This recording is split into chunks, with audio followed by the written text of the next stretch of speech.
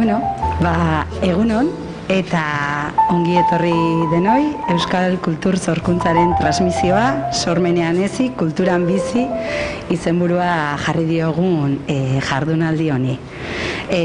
Euskal Kultur Sorkuntzaren transmisioa sendotzea helburu duten jardunaldi hauek, elkarlanean antolatu ditugu ahotseneak, bertsozale elkarteak, UEUk, Aiaraldeako ekintzen faktoriak eta oinerrik, herri hezitzaileak sustatzeko elkarteak.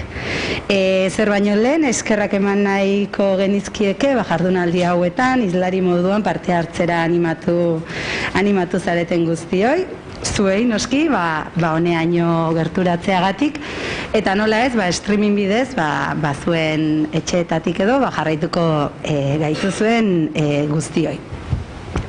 Nik pixkat nahiko nuke sarrera honetan gaurko jardunaldi hau kokatzea, pixkat nundik bukatzen dugun gaur hemen, eta horretarako joan behar geha pandemia aurreko garaira, 2019ko urrian, 150 bat lagun elkartu ginelako Azpeitian, sormenean ezi kulturan bizi lehenengo jardunaldi batzutan, Jardunaldi haiek antolatzeko abia puntua nahiko argia izan zen, Nabaria da Euskal Kultur Sorkuntzaren transmisioan eten bat eman dela, bai ezagutzan eta baita praktikan ere, eta ondorioz Euskal Kulturgintzaren transmisioa ez dagoela bermatua.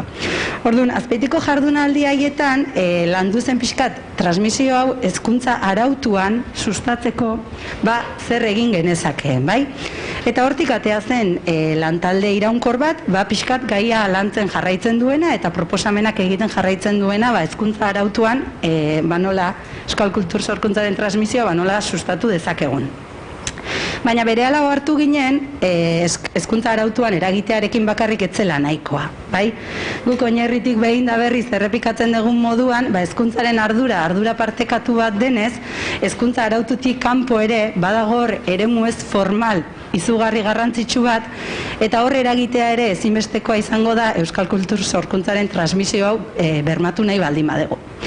Orduan, aurtengo udazkenerako antolatu ditugun jardunaldi berri hauek horretara datoz. Pixkat eremu ez formal horretan, Euskal Herriko txoko ezberdinetan egiten diren, praktika hoie guztiak bildu nahi izan ditugu, ezagutzera eman, eta pixkatea elkarrekin, eremu ez formalean egiten den guzti honi, saretze lan bat edo artikulazio lan bat emateko gai garen, Azkenean, praktika horietatik abiatuz, nahiko genuke marko bat osatzen hastea, pixkat guretzako klabeak diren galdera batzun ingurun hausnartzen hasteko, Galdera horiek izango lirateke pixkat nola euskal zaletzen gara, nola kultur zaletzen gara, nola sozializatzen gara euskarazko kultur sormenaren inguruan, ze espazio edo plaza dauzkagu horretarako, eta zer egin genezake elkarrekin, Euskal Kulturgintzaren ekosistema osatzen dugun eragile guzti horiek,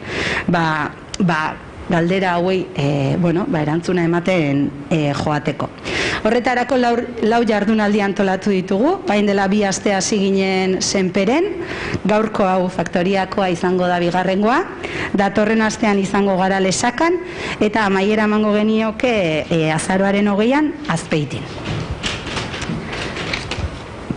Eta jardunaldi hauetatik ere, helburua bada, 2019kotik atera zen bezala, lantalde iraunkor bat sortzea, pixkat eremu ez formal honetan, Euskal Kultur transmisio horri proposamenak egiteko eta sarelan hori josten jarraitzeko. Gaurko jardunaldira etorrita, gaurko jardunaldiak 2 atal izango ditu, lehenengo zatian 2 egitasmo ezagutzeko aukera izango dugu, literaturia eta Xabiroi aldizkaria, ondoren atxeden aldi bat eukiko dugu eta horretarako kafea eta mokadutxoa izango dugu justu bestaldean, bestaldean ikusi dituzuen mai txiki hoietan, eta jardunaldiaren bigarren zatian 2 mai inguru izango ditugu. Lehenengoa gazteak eta kulturgintzaren transmisioa belaunaldi artekotasunaren ingurukoa, eta bigarrena kulturgintza sozializatzeko plazei buruzkoa. Areto, kalea, internet, horren inguruan. Eta nire sarreratxo honekin bukatzeko, gure lankide Jose Mari Agirretxe Porretxek askotan esaten ditun hitz batzuk ekarri nahiko nituzke honea, ze beak esaten du aspalditik gatozela eta urrutiragoa zela, bai? Eta guk gehitu nahiko genuke, zeinen garrantzitsua izango den, bide hori elkarrekin egitea, bale? Orduan, gozatu jardunaldia, eta hitza emango diot Aiaraldeako Ekintzen Faktoriako Ainhoa Garai hori, beak sarreratxo honek jarraitu. Bueno, ongi etorri denoi faktoriara. Bueno, hor ikusi zaituztet, leku benetatek mugitzen, hainbat, zalantzekin, orain espitxa askarra botako dizuet, baina nire lankidek botatako gonbidapena hartuz, kafe orduan, behin kafe guztiak zerbitzatuta, non horrek nahi izatekotan, buelta bat emango diogu faktoriatik, eta azalpen gehiago, dituzuen zalantza guztiak argitzeko adina, hori egingo dugu ruta bat, eta ikusi helko duzue nolakoa den gure faktoria. Bota duzu gauza oso klabea dena guretzako, dela ze plaza dituen gaur egun euskerak eta kultur transmisiorako. Orduan, hor bai guk izendatzen dugu faktoria sortu dela justo horretarako. Euskararen plaza moduan, non adin desberdineko, leku desberdinetako jendea ona hurbildu daiteken, euskaraz bizitzeko eta euskaraz bizitzeko adina zerbitzu disfrutatu alizateko. Hoien artean, seguro ikusi osoen moduan, hasieran ekonomatu bat daukagu, elikadura buru jabetzako proiektu batekin, ondoan ere bai jolas parke txola moduko bat, kokorikoko proiektuarekin. Ulertu behar dugu faktoriak lan esparru desberdinak dituela, eta esparru guztien klabe moduan edo lan hildo moduan egongo litzatekela euskera bera. Ulertu behar dugu faktoria Aiaraldea kooperatibaren espazioa dela, eta espazio hori kooperatibaren teilatupean jaio zela 2010an. 2010an ez zegoen faktoriaren ametsa sikiera, zen sortu genuen komunikabide proiektu bat, non auzolanean eta 30 eskuren esker sortu zen lehenengo proiektu hori, eta hortik urte batera eta ikusita komunikabideak sortu zuen oihartzuna eta sortzen ari zen aldaketa batzuk, orduan hasi ginen imaginatzen faktoria, hasi ginen imaginatzen lan hildo desberdinen dibertsifikazio hori, eta orduan ere izan faktoria. Besterik gabe, esatea 500 bazkideren etzea dela hau, 500 bazkide oso implikatuak, kuota ordaintzeaz aparte, diru denbora ekarpen bat ematen diotena etxe honi, margotu dituztenak pareta guztiak, barnizatu, lisatu, eta beste inbeste, azkenengo 2 urte hauek, obra urte izan dira guretzat, eta lan asko eta oso polita egin dugu haien ekarpen eta laguntzari esker. Besterik gabe, holan labur bentso txikia, eta hori, zalantzarik izatekotan, gero nirera jo edo nire lankide horratzen dagoen txabiri, edo zein galera, edo zalantza argitzeko gaude, bale? Primera, Ainhoa, eskerrik asko.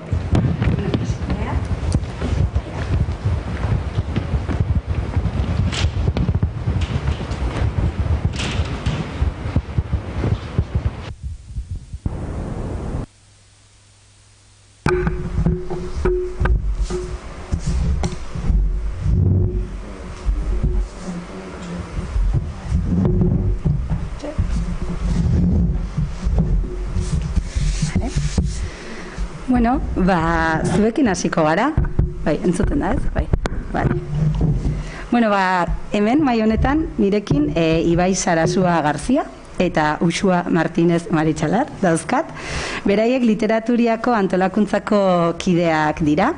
Eta gaurkoan literaturia egitasmoa zer den eta zergatik antolatzen duten, kontatuko digute, ez? Nolatan literaturaren inguruan, sozializatzen den jendea euskeraz asteburu batez, eta pixkat ze hartzaile perfil daukan egitasmoak, eta, kontu horien inguruan hitz egingo digute. Beraiek izango dute 21 minutuko tartea aurkezpenerako eta gero galdera erantzunentzako tartetxoa zabalduko dugu, bale? Nahi duzu bene.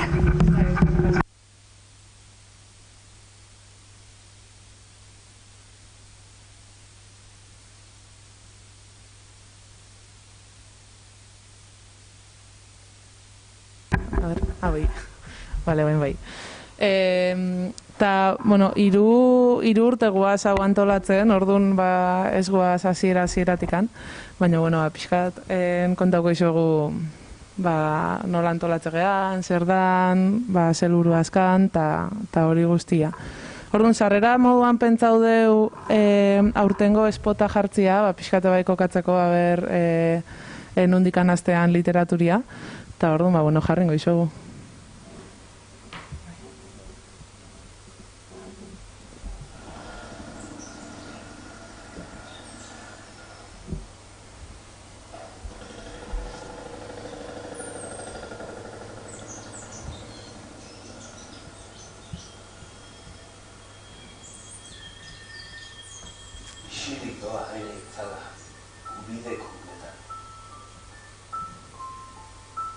Itzalpean daude igelak, izarrez gabetua.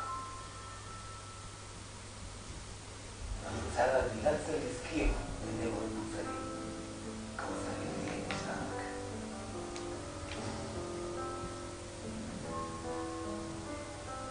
Itzala badoa, eltsotzar ubel bat bailitzen. Eukilkerrek urreztatu nahi dute, kainaderaren argia. Argi bat sortu da.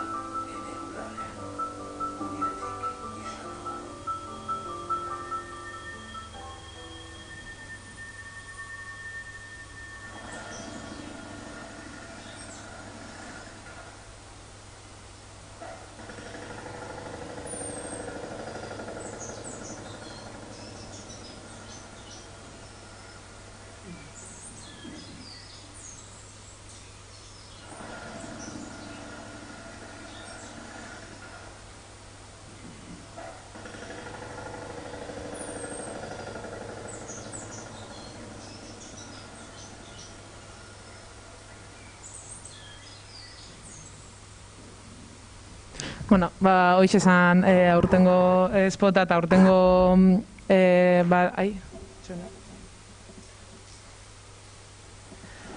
aurtengo leluare bai, hori, itzala edo itzaren ahala.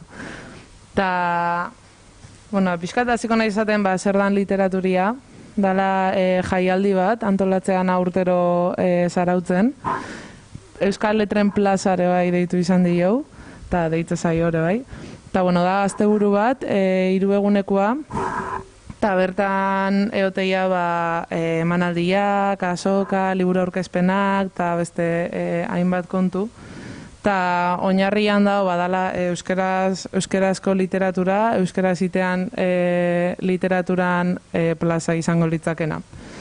Eta hori. Bai, hasieran larrabetzun hasi izan, oain dela 9 urte, eta baino 2 urte irauntzitun bertan, eta azkeneko 7 urtiak zarautzen izan dira. Azkenian, momentuan ikuste zan irisgarrio zala herria, hundio zala, baliabide gehioz eskala, eta orduan horregatik erabaki zuen zarautze aldatzia. Antolaketa atletikan, modu asambleari iban antolatze deu, 6-7 pertsonako talde bagea, eta urte bete lehenuo biltzegea, aztega biltzen, eta ikuste deu zer daon euskarazko literaturan munduan, eta erabakitze deu ze emanaldi, zer liburu aurkezpen, eta hori guztia. Udalan finantziazioa da, ia 100%, naizta gero sarrera batzukin daola, diru pixkatatatzen, baina 195 gora udalan finantziazioa. Eta gero azkeneko urtetan, bai egala sustatzen bai, hainbat eragilekin elkarlana itia eta elkarlana urtero mantentzia. Nahiko fijo bat izango zen EICE, Euskal Itzultzaile, Zuzentzaile eta Interprete elkartia, baina baita ere ahotzeneakin antolatzen ditugun liburu aurkezpenak, Garoa herriko liburu dendakin ite duen kolaborazioa, edo berriakin, edo Zarauzko hitzakin, edo Urola Kostako hitzakin, Iruda Matxokin, ite eguna ikusentzunezko bideoak, kartela eta hori dana. Eta, pixkat hori da, nola zer dan literaturia eta nola antolatzegean.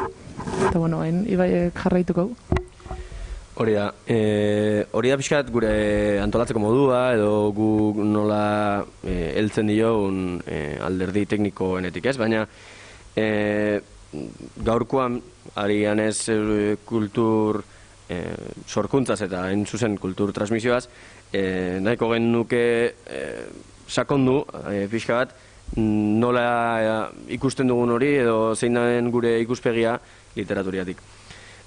Hor badago estrategiatxo bat edo agian ez dena guztiz kontzientea izan baizik eta atzera begira konturatu garena dela gure transmisio hori bermatzeko modua, baina usuak esan duen moduan hiru ekitaldi mota edo hiru gune, guk esaten diogun bezala, dira literaturiaren oinarriak.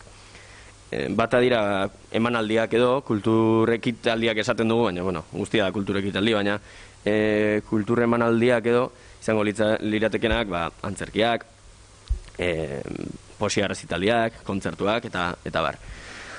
Haien helburua da, kulturaz nola ez, gozatzea ez, hori da lehenengo helburu eta helburu nagusiena edo, baina aldi berean iruditzen zaigu dela hartzaile profilalik eta zabalena erakartzeko modu bat. Bada pixka bat literatur munduak badauka hartzaile oso zehatz bat, oso mundu txikia da euskal literaturaren mundua, eta kultur emanaldi hauek apur bat irekitzen digute atea jende gehiago erakartzeko. Gazteagoa, literaturan zehazki interes gutxiago duena, azken fina saiatzen garelako ere disiplinarteko tasuna sustatzen ekitaldi horietan, eta beraz musikarekin edo ikusentzunezkoarekin edo beste arlo askorekin bateratzen literatura eta nolabait beste mundu horiekin, kontaktu horiek eginez, jendea erakartzen. Zentzu horretan, askotan jotzen dugu dagoeneko egin dauden ekitaldietara eta ikuskizunetara, baina beste askotan ere saiatzen gara gu izaten txingar bat edo piztuko duena beste zenbait elkarlan. Orduan askotan ere saiatzen gara aurten alegin berezia egin dugu enkarguak egiten eta gu jotzen artisten atetara eta eskatu, egingo altzen duke alakorekin edo zure gustuko artistaren batekin, aurtengo gaian oinarritutako zera bat, ikuskizun bat.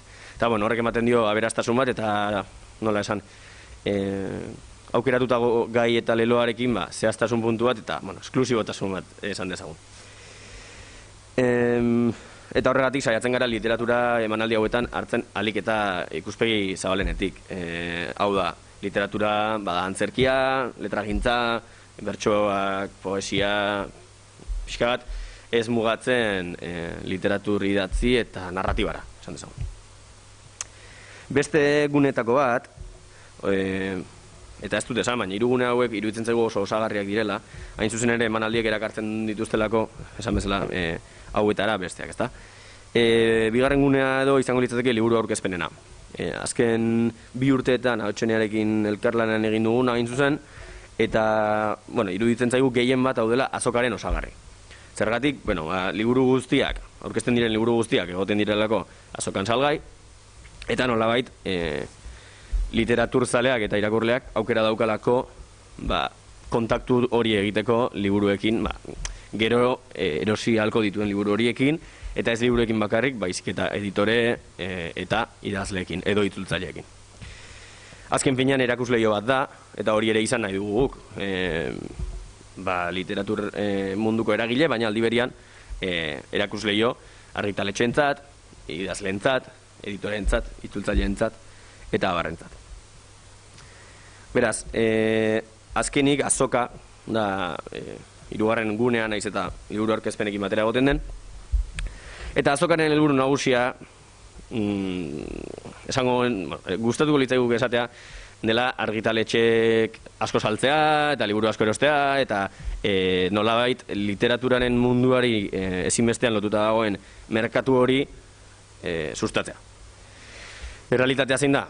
Errealitatea da, naiz eta euskaraz aritzen diren argitaletxe ia guztiak, eta argitaletxeak bakarrik, baizik eta liburu dendak, esatea baterako Garoa edo Karrikiri edo dena delakoak ere inguratzen diren, haientzat da sekulako ahalegina, baina aldi berean ikusgaitasuna ematen die eta ahalegin hori, haien hitzetan behintzat, merezi duen ahalegin bada.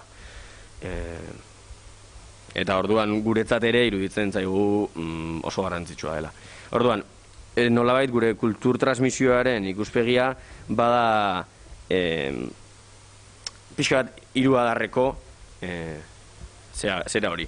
Batetik nahi dugu transmititu jendearen gozamenaren bitartez, jendea etor dadila, ikus dezala, goza dezala, eta esan diezaiola albokoari hurrengo urtean etortzeko bestea, baina aldi berean senti dezala kontaktu bat, ikus ditzala idazleak gertutik, ez bakarrik idazleak, ikus dezala badagoela argitaletxe bat baina gehiago, ez dela dena Elkar edo ez dela dena argitaletxe handiak, badaudela argitaletxeak itzulpenak bakarrik argitaratzen dituztenak, badaudela beste batzuk autogestionatuagoak, ez dakit. Aniztasun hori ere ikus dezatela literaturian bertan. Eta azkenik, beste helburuetako bat, transmisiorako behar du kontsumoa, baina kontsumoa ulertu nahi dugu, ez soilik erostea, baizik eta irakurtzea eta irakurtzeko nahi eta ez, gestu egin behar dira argitaletxe hauek guztiak, eta horretarako merkatu horrek existitu behar du.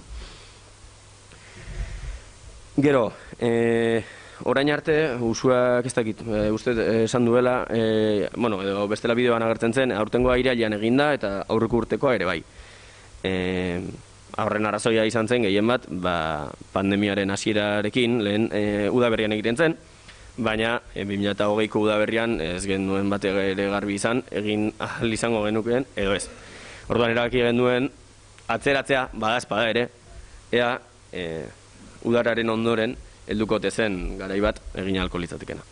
Eta hala izan zen, eta urten, gehien bat urte betez antolatzen du ibiltzen garen ez antolakuntza lanetan, atzeratu genuen beste urte bete, eta urten irailean egin dugu. Zein da kontua?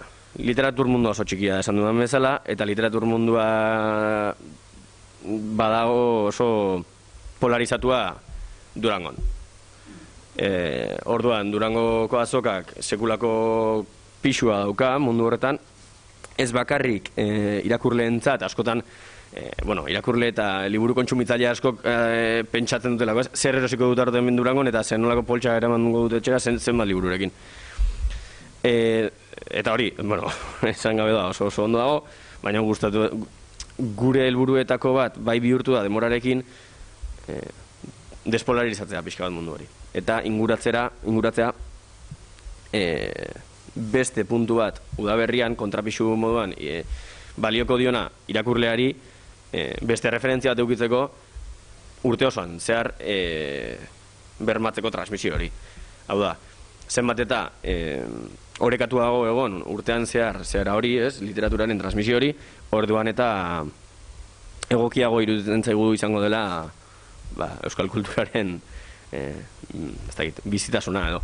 Ezin dugu utzi dena bihurtu dain ekitaldi handi eta merkatu handi. Azken finean guk gure txikitasunetik bai iruditzen zaigu lortzen dugula nola baiteko referentzialtasuna eta hala ziurtatu digute aurten zerek argitaletxeek beraiek eskatuta gehien bat itzuliko baikara udaberrira. Haiek ere esaten digute, azken finean ahotsenea irailean, ahotsenea abenduan aurkeztu daitezken liburuak oso antzekoak dira, argitaratzera begira ere jakinezkero udaberrian egongo dela aurkezteko plaza bat non bilduko diren irakurleak, idazleak, editoreak, itzultzaileak, bada beste pizgarri bat argitalpen horiek ez kontzentratzeko guztiak udazken negurako. Eta, bueno, horrek guri ere, ez dakit, sortzen digu olako, ez dakit, postasuna, jakita, gure esku dagoela bermatzea, badagoela beste zera bat, beste jaialdi edo data garrantzitsu bat. Gero, hartzailei dagokienez, hor badago, uste dut, horrelako dozein jaialdik daukan bikoiztasuna. Batetik dago hartzaile ikuslea, esan dugun bezala irakurle edo ekitalditara inguratzen den kultura afizionatu edo dana delakoa. Baina beste gauza bat uste duguna denborarekin finkatzen ari dena literaturiarekin, da bihurtu dela bilgune garrantzitsu bat saretzeko. Batetik, usuak esan duen bezala, saretzek ariketa hori sustatzen saiatzen ari garelako gu antolakuntzari dagokionez, eta urtez urte saiatzen ari garelako gure lana, azken finean 6-7 pertsonaren artean egitekoa, deszentralizatzen eta delegatzen, nolabait, orduan gure artean ere bermatzeko badagoela lotura hori ez soilik Zarauzko eragileekin, baizik eta Euskal Herri osokoekin, eta bestetik, bilgune bihurtu delako, badakigulako, eizie gonbidatuta, itzultzaile, zuzentzaile jendeak jartzen duela nolabaiteko kedada bat, eta esaten duela, bertan topatuko gara, eta gure kontu kontari biliko gara, eta ni itzultzailea naiz, eta egia da, biltzen garaan, eta nolabait sekulako giroa sortzen da literaturarekin lotua.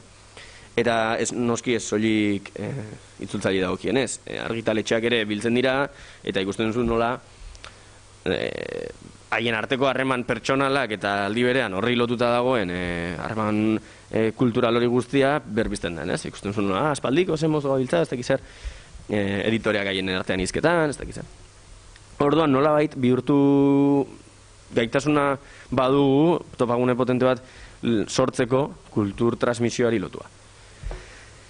Dena den, hartzaile horiek zabaltzea oso zaila da, gehien bat literaturaren arloan. Ez delako gurea literaturari bakarrik dedikatuta dagoenez Durango ez bezala, ez dauka gaitasuna, ez aurrekonturik, ez asmorik, azken fina literaturari bakarrik eman nahi diogulako jaialdia, antolatzeko 7 kontzertu hilabeteko tartean.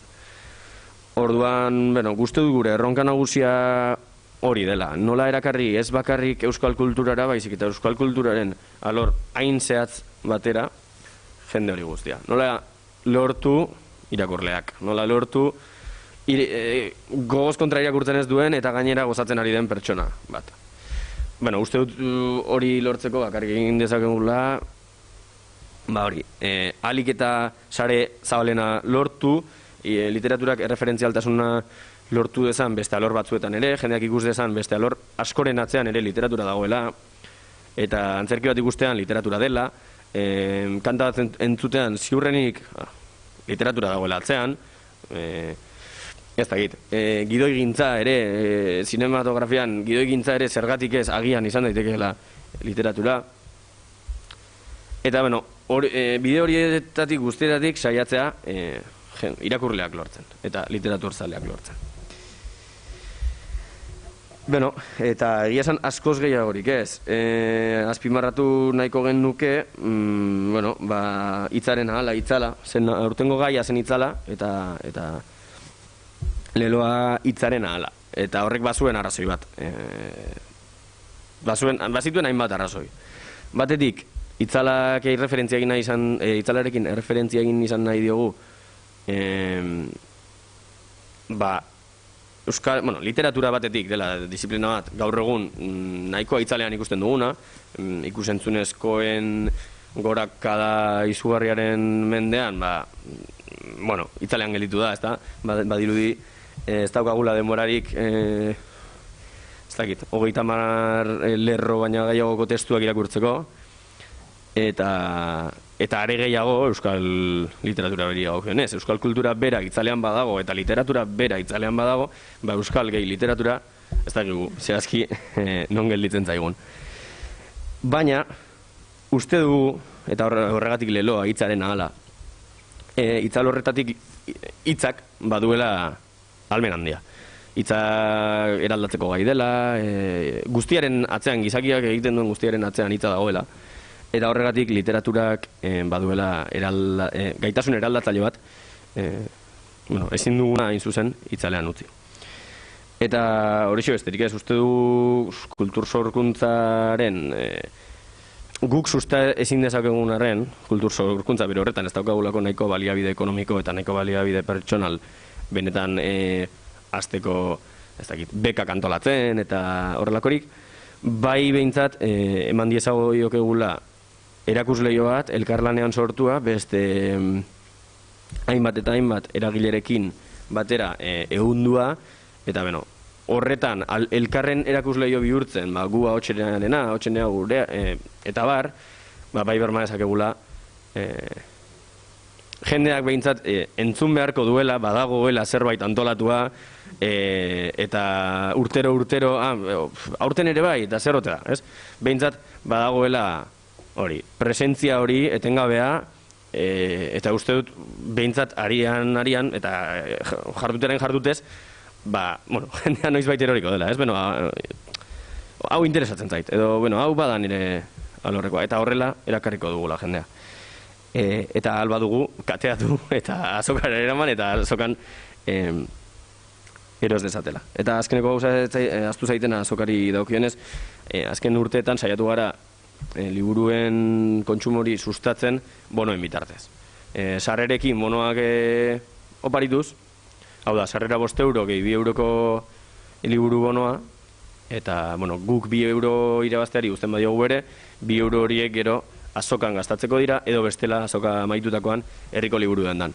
Orduan, nolabait, guk jasotzen ditugun funts horien zirkulartasun hori lortzen badugu, naiz eta guk ez irabazi bideratzen badugu liburuak erosteko pizgarri bat ematera, uste dugu transmisio hori errezagoa izango dela.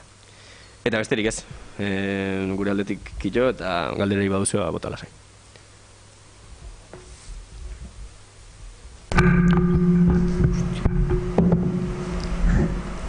Aipatu digute streamingerako galdera iterakoan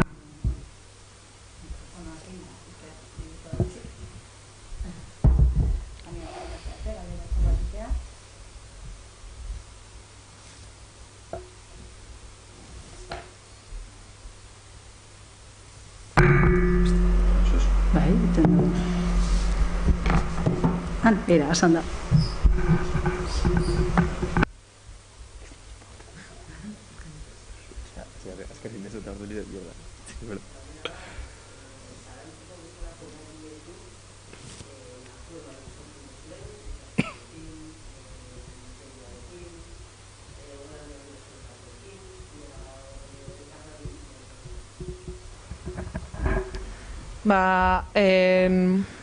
Bai, azkau hartu emanak herriko taldiakin, ipaudeten bat adidez garoa liburu den da, horrekin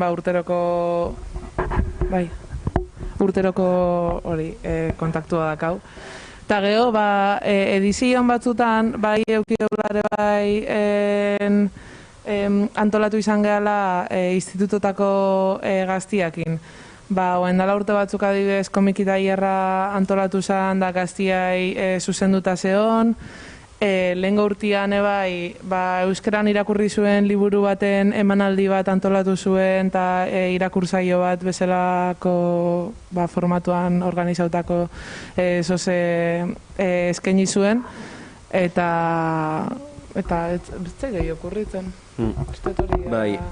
Berez institutuena urtero egiten da deialdia, badakau atal bat literatipia izena duna aur literaturara bideratua, eta urtero saiatu ez, jotzen dugu institututara. Gertatzen dena da, normalean erantzuna izaten dela, nahiko lan badutela, gainera guri, arreta nahikoa emateko, ez? Orduan hori bai, urte horretan, tailerra gintzen urte horretan, are gehiago jarri ginen kontaktuan Eskualdeko institutuekin. Jarri ginen kontaktuan Getariakoekin, Zumaikoekin, eta bar. urte horretan bai zabaldu banduen gehiago. Eta bestela, niri bururatzen zaizkidan beste batzuk dira, saiatzen garela beti jotzen ingurura behar ditugun gauza guztietarako, bai, aurten gaztetxera jo du espotariekin laguntzeko, eszenografia eta bar lortzeko, tokiko dendetara jotzen dugu elkarlan bila, publizitatearen bitartez eta hori. Bestela, elkartei dagokienez, ez dago harreman bat esango nukena konstantea. Baina bai referentziatzat ditugula eta kontrakoa haiek ere gu. Eta elkarlan puntualetarako, bai egotea da, adibidez antzerkitaldearekin ere egin izan du ditu, eta horrelakoak. Baina, nuke esango, etengabean, kontaktuan gaudenik, gure antolakuntzaldetik gara oso gutxi, eta besteetan ere gutxi izaten dira, eta askotan berdinak. Baina, bai, uste dut horretara mugatzen dela, esan dugun horretara.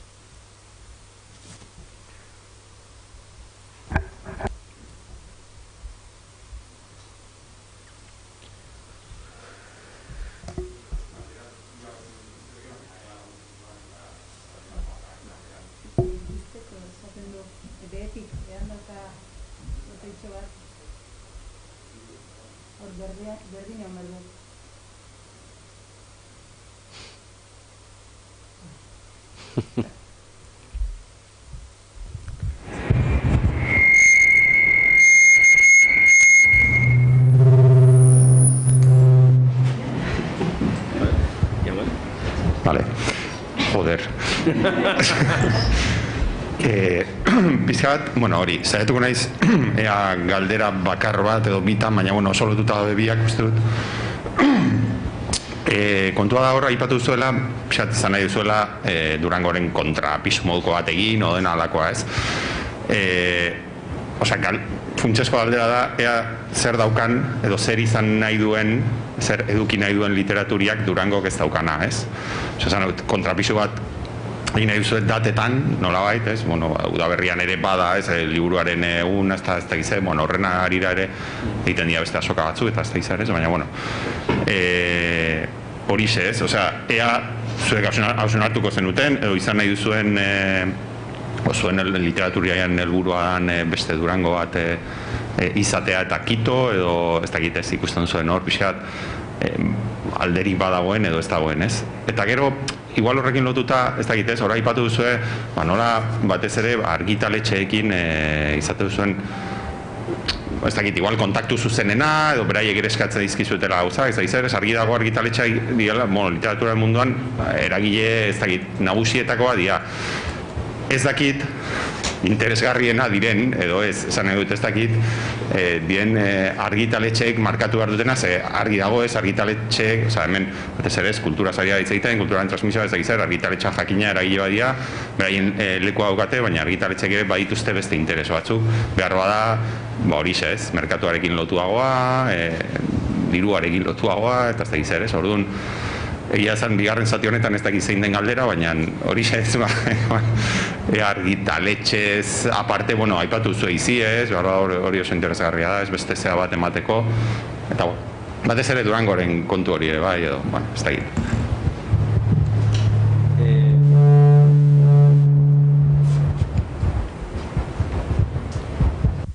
Bai, egia esan, dia gauzak ez ditugunak hausnartu izugarrizko sakontasunez, hori ez, nahikoa suposatzen digulako eguneroko antolakuntzak, baina garbi daukagu behintzat, bigarren Durango bat izatea ez dela gure helburua. Gure helburua da gehien bat, gure jarduna egitea modu batean, nun lortuko dugun plaza bat goxua, txikia, ez txikia, ez dugulako jendera hartzeko ambiziorik, baizik eta ez dugulako galdu nahi ere handitasun horren ez dakit, zehazgabetasun horretan. Euskal literaturara dedikatutako jaialdi bat, eta euskal literaturara ez, euskarazko literaturara dedikatutako jaialdi bat, eta horretara soilik. Eta orduan, zer daukagu Durangok ez daukana, ziurrenik gauza gutxi. baina horietako bada zehaztasun hori, espezifikotasun hori. Ez dakit, gu saiatzen gara gure jardun guztia bideratzen literaturara. Eta gure elkarlanetan, hain zuzen bat aipatu ez duguna, baina oso garrantzitsua iruditzen zaidana, da hilbeltzako egin egiten duguna, hilbeltza bastango novela beltzaren astea, eta uste dut hildo hortatik doala gure berezitasun nagusiena. Garela zerbait txikia eta guztiz literaturara bideratua. Uste dut, eta ez naiz oso saltaile ona, baina ezin dugula hori baina askoz gauza berezia horik eskaini Durangorekin alderatuta, egia esan. Eta argitaletxeei dagokienez, ados nago guztiz ez dira eragile interesgarrienak, azken finean enpresak direlako eta etekin ekonomikoak behar dituztelako aurrera egiteko, baina esango nuke Euskal Herrian zorionez baditugula argitaletxe asko ez direnak bakarrik interes horien alde aritzen. Noski, interes horiek beharrezkoa dituzte jarduteko, baina esango nuke badugula zorionez nahiko argitaletxe gainera ez tamainan, baina bai guk azokara erakartzen ditugunak ikusita, esango nuke nahiko aritzen direla musutruk ez noski, baina uste dut nahikoa ahalegin egiten gutxi salduko diren liburuak ateratzeko, baina literatur munduarentzat interesgarriak direnak. Orduan, batetik hori, iruditzen zait, arrazoiak asunaren, zorionez erakartzen ditugunak, eta mai kopurutan eta presentzia duten dagokienez, oso modu orekatuan dutela presentzia, hain zuzen, nire iritziz behintzat, horren interesatuak ez diren zerak, argitaletxeak, baina, aldi berean, eta zuk esan duzun bezala, gure harremana eragile guztiekin dago. Daukagu arduradun bat, urtero aldatzen dena, azokari dedikatua, eta horrek izaten du harremana argitaletxeekin, baina gero, bakoitzak bere arduren mendean, izaten du harremana beste batzuekin. Badago, harreman zailena beti da irakurlekin, egartzailekin, harreman hori oso, ez da bat ere zehatza, eta izaten da gehiago entzuten duzuna, eta zesan dizun lagunak, eta bar. Baina, artistekin badu harreman zuzena, ez bakarrik etortzen direnekin, baizik eta etorri aurretik deitzen zaielako beste ez dakizen bati, etortzeko prestetza daudenak, argatik edo besteagatik, ezin dutelako, edo beste proiektu batzutan murgilduta daudelako.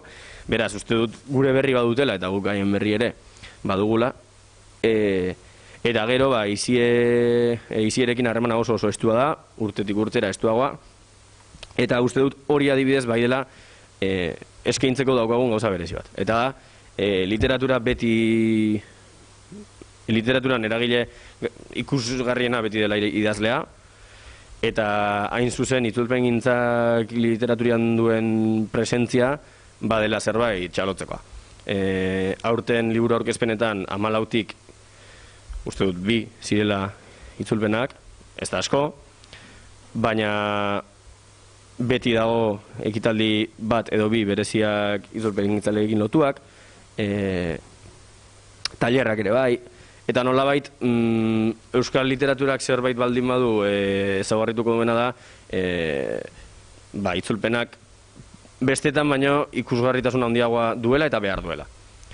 Hain zuzen, produkzioa bera txikia delako, gutxi garelako, eta ez daukagulako nahikoa korpus eta nahikoa liburu, esan dezagun, guztiok asetzeko. Eta besterik ez, esango nuke argitaletxekin harremana badugun arren, besteekin ere harremana seguruenik ez da nahiko genukena bezain sendoa, gutxi, hori, azken finean betikoa, gutxi gaudelako lanean, baina, bai uste dut saiatzen garela ez ahazten, beste eragile guztiak, baina, aurten adibidez dataren aldaketarena bai gehien jaso duguna argitaletxen eskutik izan da, azken finean beste gehien hoi ez digu asko inporta, garai batean egin, edo bestean egin, erantzuna oso antzekoa izan delako, eta ikusleak azken finean zerbait antolatzen denean joango delako. Orduan hori bai, aurten bai egin dugu pixkatailei begira.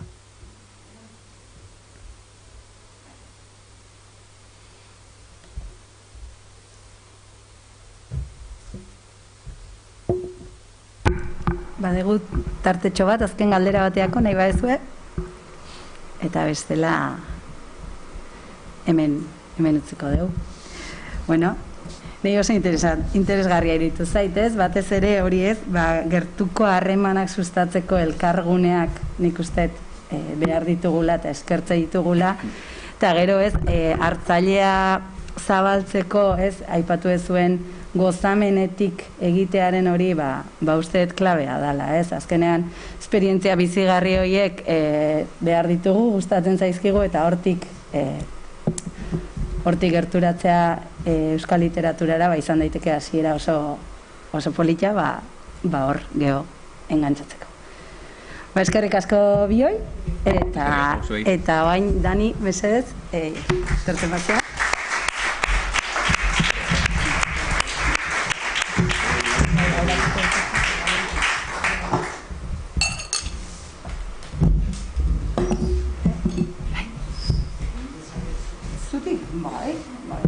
Igual, zutik mikroa... Vale. Ni eserita ez orduan. Bueno, bitartean aurkeztuko zaitut. Bueno, jarraian gurekin Dani Fano Ardanaz, bai? Bea komikigilea eta Xabiroi aldizkariko koordinatzailea dugu.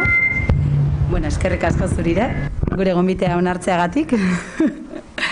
Eta, bueno, berak, Xabiroi aldizkariari buruz hitz egingo digu. Pixka zein helbururekin egiten den aldizkari hau, nola egiten duten, ze hartzaile perfil daukaten. Eta baita ere eskatu diogu, pixkat Euskal Herriko komiki mugimendua egun zer nola ikusten duen kontatzeko. Bueno, aurrekoek bezala, 21 minutu dauzkazu, eta gero galderentzako tartea irekiko genuke. Ados? Ura edo behar bai.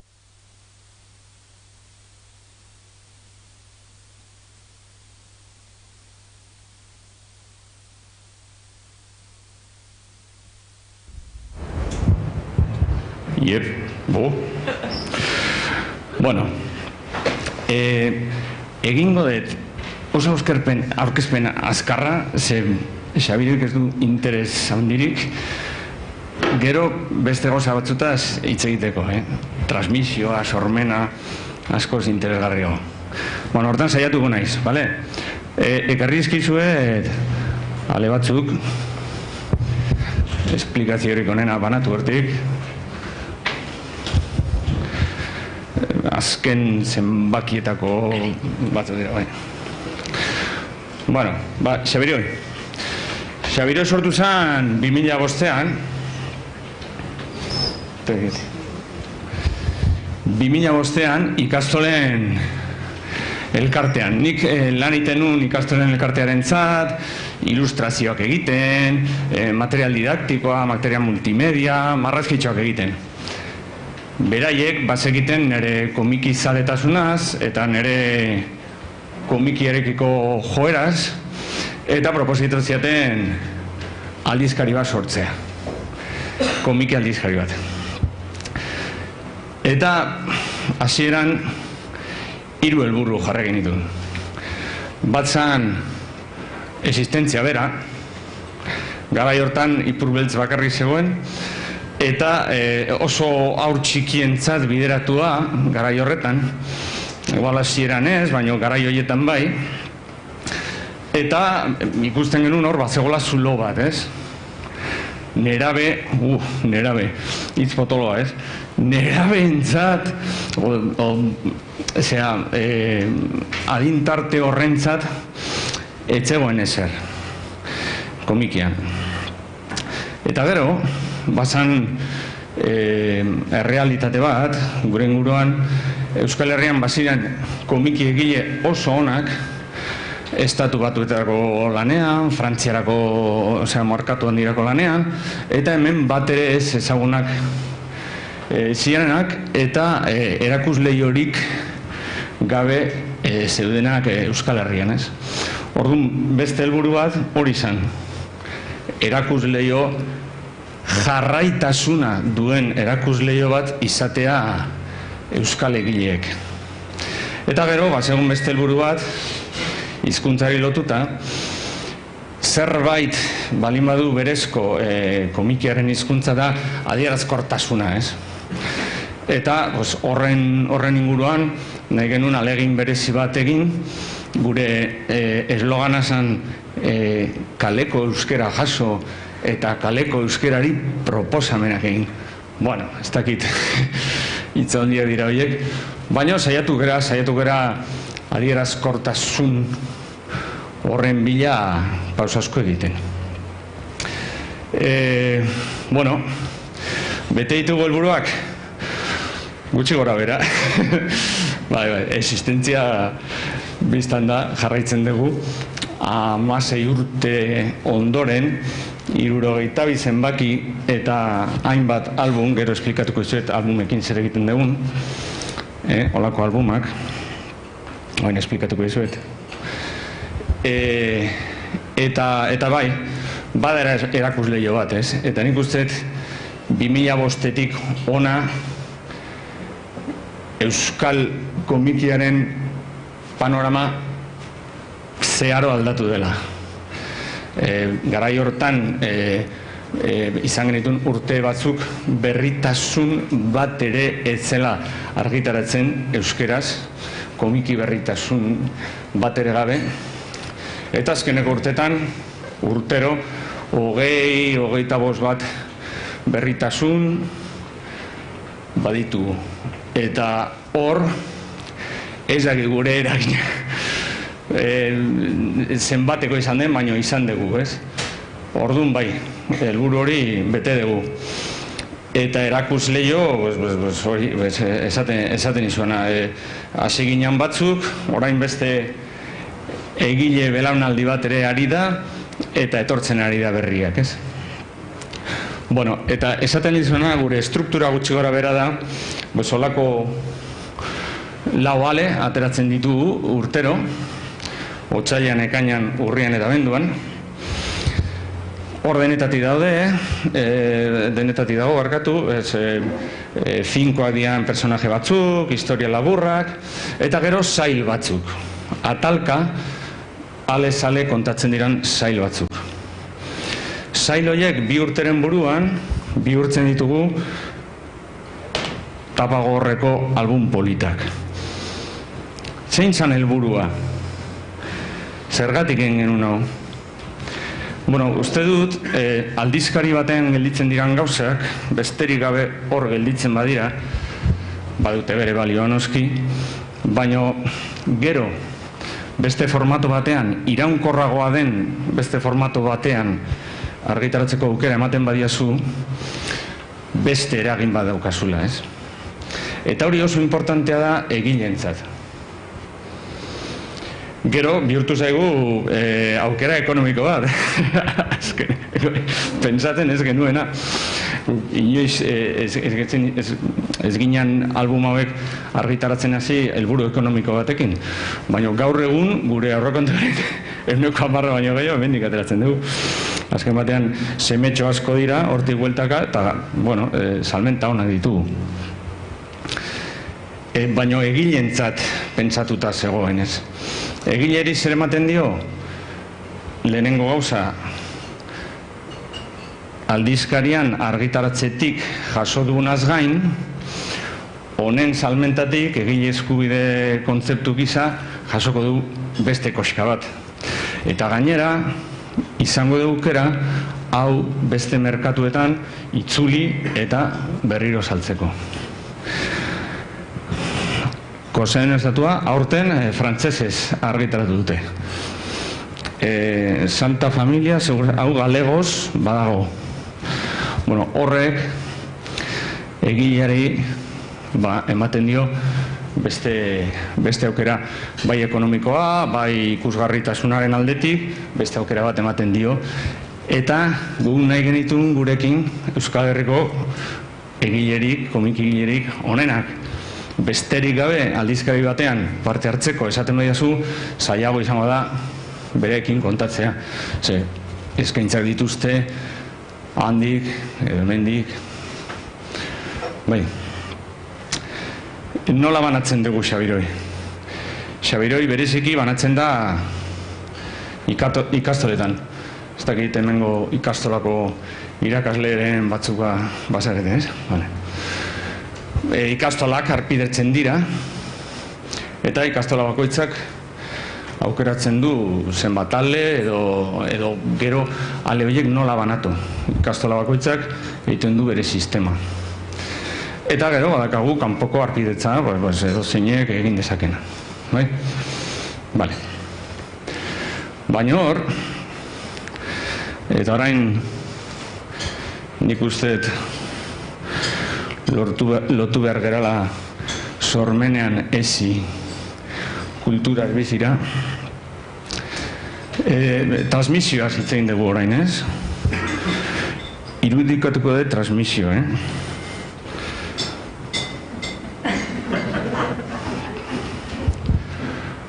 Hori da guk eskatzen duguna. Hori da gure eztabaida ikastolekin. Asko atzera egin dute. Ez dute hartu nahi. Izutu egin dira. Ez dakite nola erabili. Eta hau zertarako balio du. Zein unitate didaktikoan jartzen du hau erabili. Eta nola? Horrela. Baina banatu ditut 500.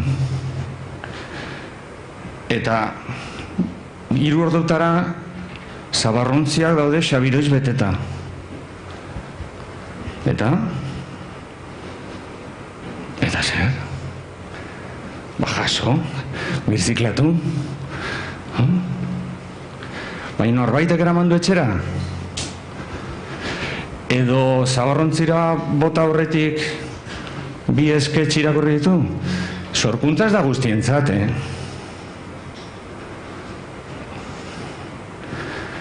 Aipatu ditugu, literaturako kidek, aipatu dituzte gauza asko. Txikitasuna. Ez gera txikiak. Zapalduta bai. Kolonizatuta ere bai. Baina txikiak ez. Ostra. Junginan duela hainbat urte Bruselaseko komiki azokara. Etxepare institutuak gonbidatuta. Behar gintuztelako. Eta gure ondoan zeuden Finlandia, Rumania, ez dakit nor. Ez zuten gu genuen komiki produkzioa, Ez maz, batzuk esarratu ziren. Eta keja bat. Zan lehenengo aldia, Etxepare institutea, eunikekin batera, eunik da Instituto Cervantes, Etxepare, guzti horien, baina, karo, estadu gabeko nazio bat garenez, ez ziguten onartzen eunikekin batera inoa jutea. Lortu zuten komikiakin. Etxepare institutua parkatu, ez dakit hemen norbait dago, baina. Igual, bai. Bueno, a ver, ez bera bakite. Komikia. Ez dakiten zertzen ere, eta de repente, ostra, Gregorio ditu zuten, Gregorio Murori. Gregorio, mesete lagundo, komer dugu. Bueno, junginan. Eta gero, kejatu zen besteak. Nortzu dia marziano, bai. Etorri dia, maia bete digute. Ordu, bai. Zapalduta, bai, kolonizatuta. Eta aldeguna egiten, baino txikiak ez. Muskula badugu. Eta horregatik jarri naiz zutiola eta inaiz apaisaren egiten ze. Hau fede kontua da, ez? Hau egiten dudanean. Ola egiten badut. Fede kontua. Sinistu behar dut egiten dudan hortan. Hori dalako garai batean Xabiroik arazoak zu moztu kontrolatu. Garai batean, bueno, edo ia beti Xabiroik arazo ekonomikoak esan ditu, beti horekak egiten, eta orduan egingo dut bilera ez dakin horekin, elkartuko naiz diputazioko ez dakin horekin, Eusko Jaurlaritzako ez dakin horekin, jongo naiz ez dakin nora, mila ekimen, eta nere bikoteak, Maitek, bera irakaslea da, eman zian konponbidea. Zehor bai, ni naizela txikia, euskal sorkuntzera txikia, baina ni bai naiz txikia. Eta itxaso zabal hortan galdu iten zera. Zein da alternatiba bakarra? Berak esan da. Alde zuten aldizkaririk onena egin. Sekulako lotza eman behar die hau iztea. Eta transmisiorako hori da aukera bakarra. Sinestu. Eta oso novela onak egin. Oso poesia ona idatzi. Oso musika ona egin. Eta oso komiki onak egin. Sortzaile pilo bat ditugu sobran. Zoaz bezak maitea. Ona, egin behar dugu, ona, oso ona. Eta lehen ikusentzunezkoak aipatu duzula eskerrik asko. Emango dit aukera eta ikusentzunezkoen edo marrazki bizinetako norbait balin badago hemen barkatu, baino sartu behar naiz horrekin. Gastatzen baditugu €1.000.000 kakazar bat egiteko, zen €1.000.000 animazioaren munduan kakazar bat besterik ezin daiteke egin, hola da, oso medio garestia da, eta horrerreko ditu gidoilari nire amona. Oio nire amona, ez da hemen badira kontalari handiak, ez? Begiratu, gidoilari nire amona. Hor da. Eta €1.000.000 jundira. Eta gero, nik 9 urteko seme bat daukat. Pixar gustan zaio pilo bat. Nori ez? Monstro batzuk dira. Eta orduan, aldamenean jarriko diet, Astotxo eta Margarito. Personajeak hola mugitzen diala.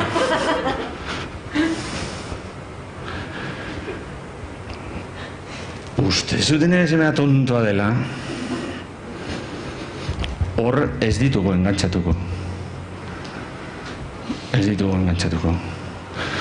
Orduan eskaini behar da, nire ustez, sormen ona eta sormen zintzoa.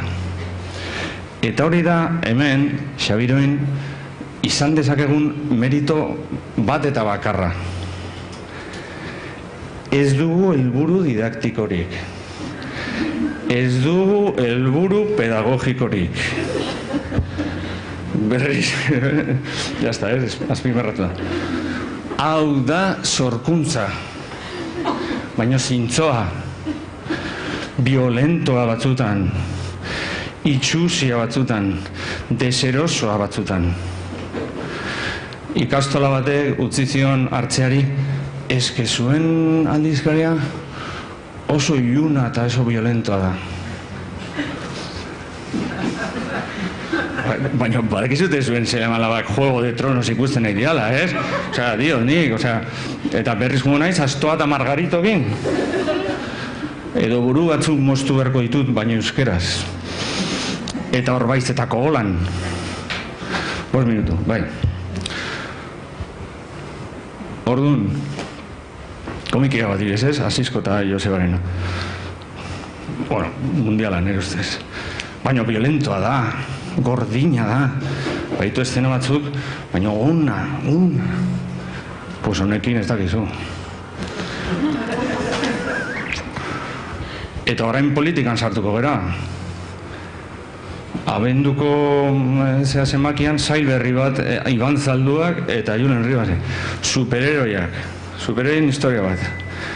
Euskal Herriko partido politiko bakoitzeko superheroi bat. baina sorkuntza zintzoa. Orduan, zintzotasunez eta gure buruan sinistuta egin behar dugu sorkuntza. Baina transmisioa da, eta berri izango dugu, hau, eman, banatu. Zaborretara dijoa, bueno, banatu 10.000 aldiz, eta igual ez da jungo. Ipurdi bat ateratzen bada, jode, arrakasta.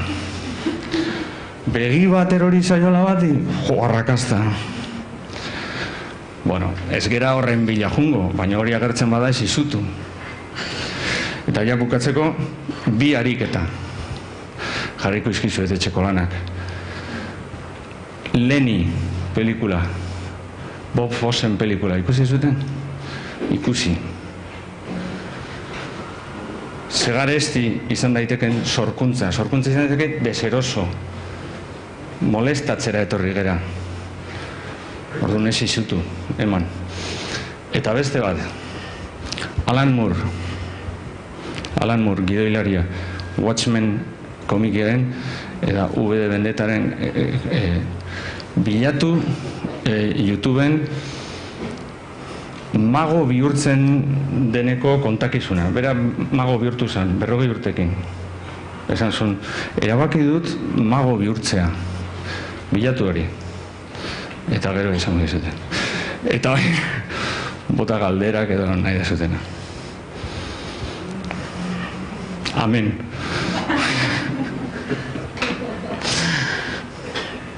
Bota.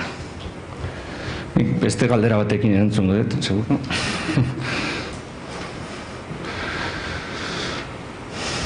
Bota.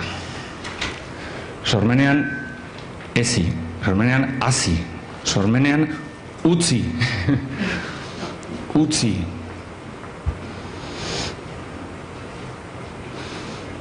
Bota. Honi komikigintza tailerra ematen du Txingudi institutuan. Eta, bueno, bigarren urtea dau, aurreko urtean eman genuen, eta, bueno, institutuak sekulako inbertsioa egin du komikiak erosten, euskerazkoak. Eta, bueno, dauzkagu, esan nuke, ia 30 liburu erosi ditugula bi urte hauetan. Eta, bueno, aurreko urtean esperientzia ona izan zen, desente irakurri zituztelako eta bueltaka ibilizelako euskerazko sorkuntza horrekin, baina aurten adibidez asko ezai kostatzen engantxatzea liburu horietara. Aurtengo, bueno, taldetxoa ez gehiago da margotzekoa, komikiak sortzekoa, eta sortzen dituztenean manga sortzen dute, eta irakurri ere manga irakurri nahi dute. Orduan galdera da euskerazko manga noizko. Bueno, hau bera nahiko manga da, baina egia da besteak ez direla bereziki manga. Bueno, aurten arranotxu ez manga, baina bai daka... Ez dakit, nik manga baino, eta lehen aipatu du berak, nik uste esfortzuan dein bar dela itzulpen gintzan.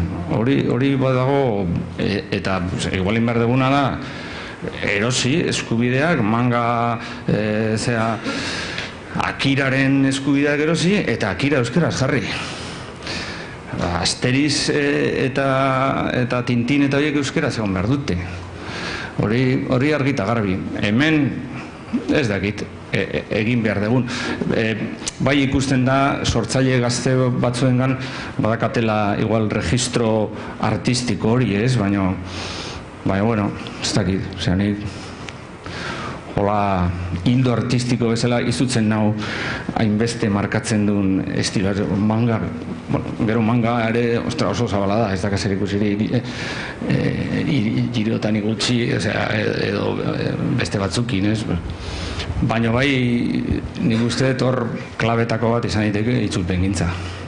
Baina hemen euskal gintzan, ibilidan argitaletxeak ez dira sartzen komikira. Txalaparta bakarrik. Ez dute erronka hori hartzen. Eta hor badago merkatu bat. Pentsa, dragoi bolaren garaian, argitaratu izan balira komikiak euskeraz. Bai, claro. Claro, bai. Hori kontatzen zian Joan Navarro, Glenat España, bueno, bera katalana santa, eta berak esan zuen, jo, me compré los derechos de establecer, oietako bat zan, niko ez de dragoi bola zala, en catalán pa perder dinero, y estoy ganando. Bai, hor, pensa, bai, ados. Bai, eske hor ere ikusi behar dugu, gure gaztengan, osea, gure gazteekin hitz egin behar badugu, ikusi behar dugu beraiek ze joera dituzten. Baina igual ez gaituzte konbentzituko, osongi, baina hau hobeto. Eta ez badu nahi, haizu, ez izorrai, norbaitek hartuko du, Gure salmentak ez dira txarrak, eta jendeak irakurtzen du. Baina, bueno.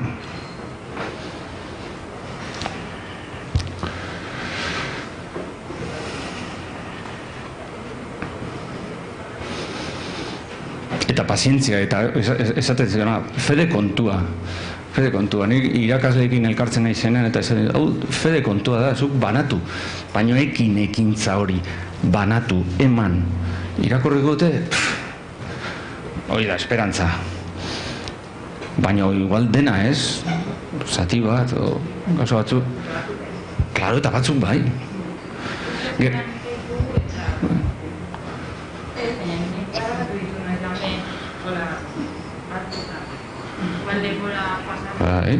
Bai. Ez alde guk berdina egiten, osea, nik argiako eta jakineko arpidun naiz. Ez ditut irakurtzen. Ez osorik, begiratzen dut, koño, hau bai. Ez da, ez dela, suizido bada, hartu.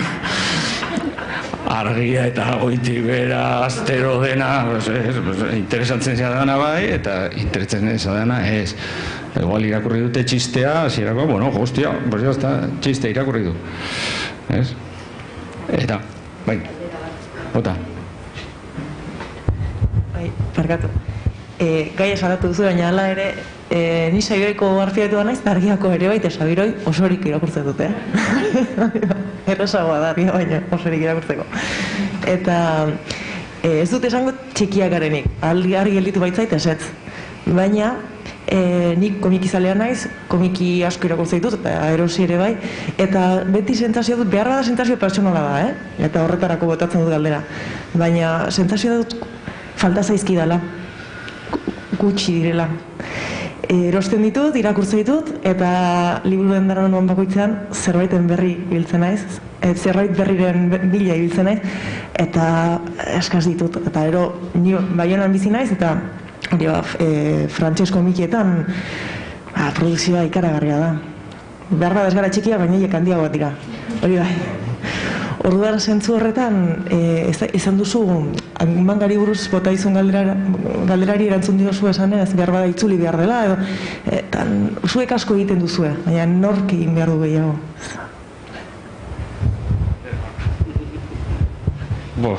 Zure galderari norki ez dakat erantzunik, elkarrek.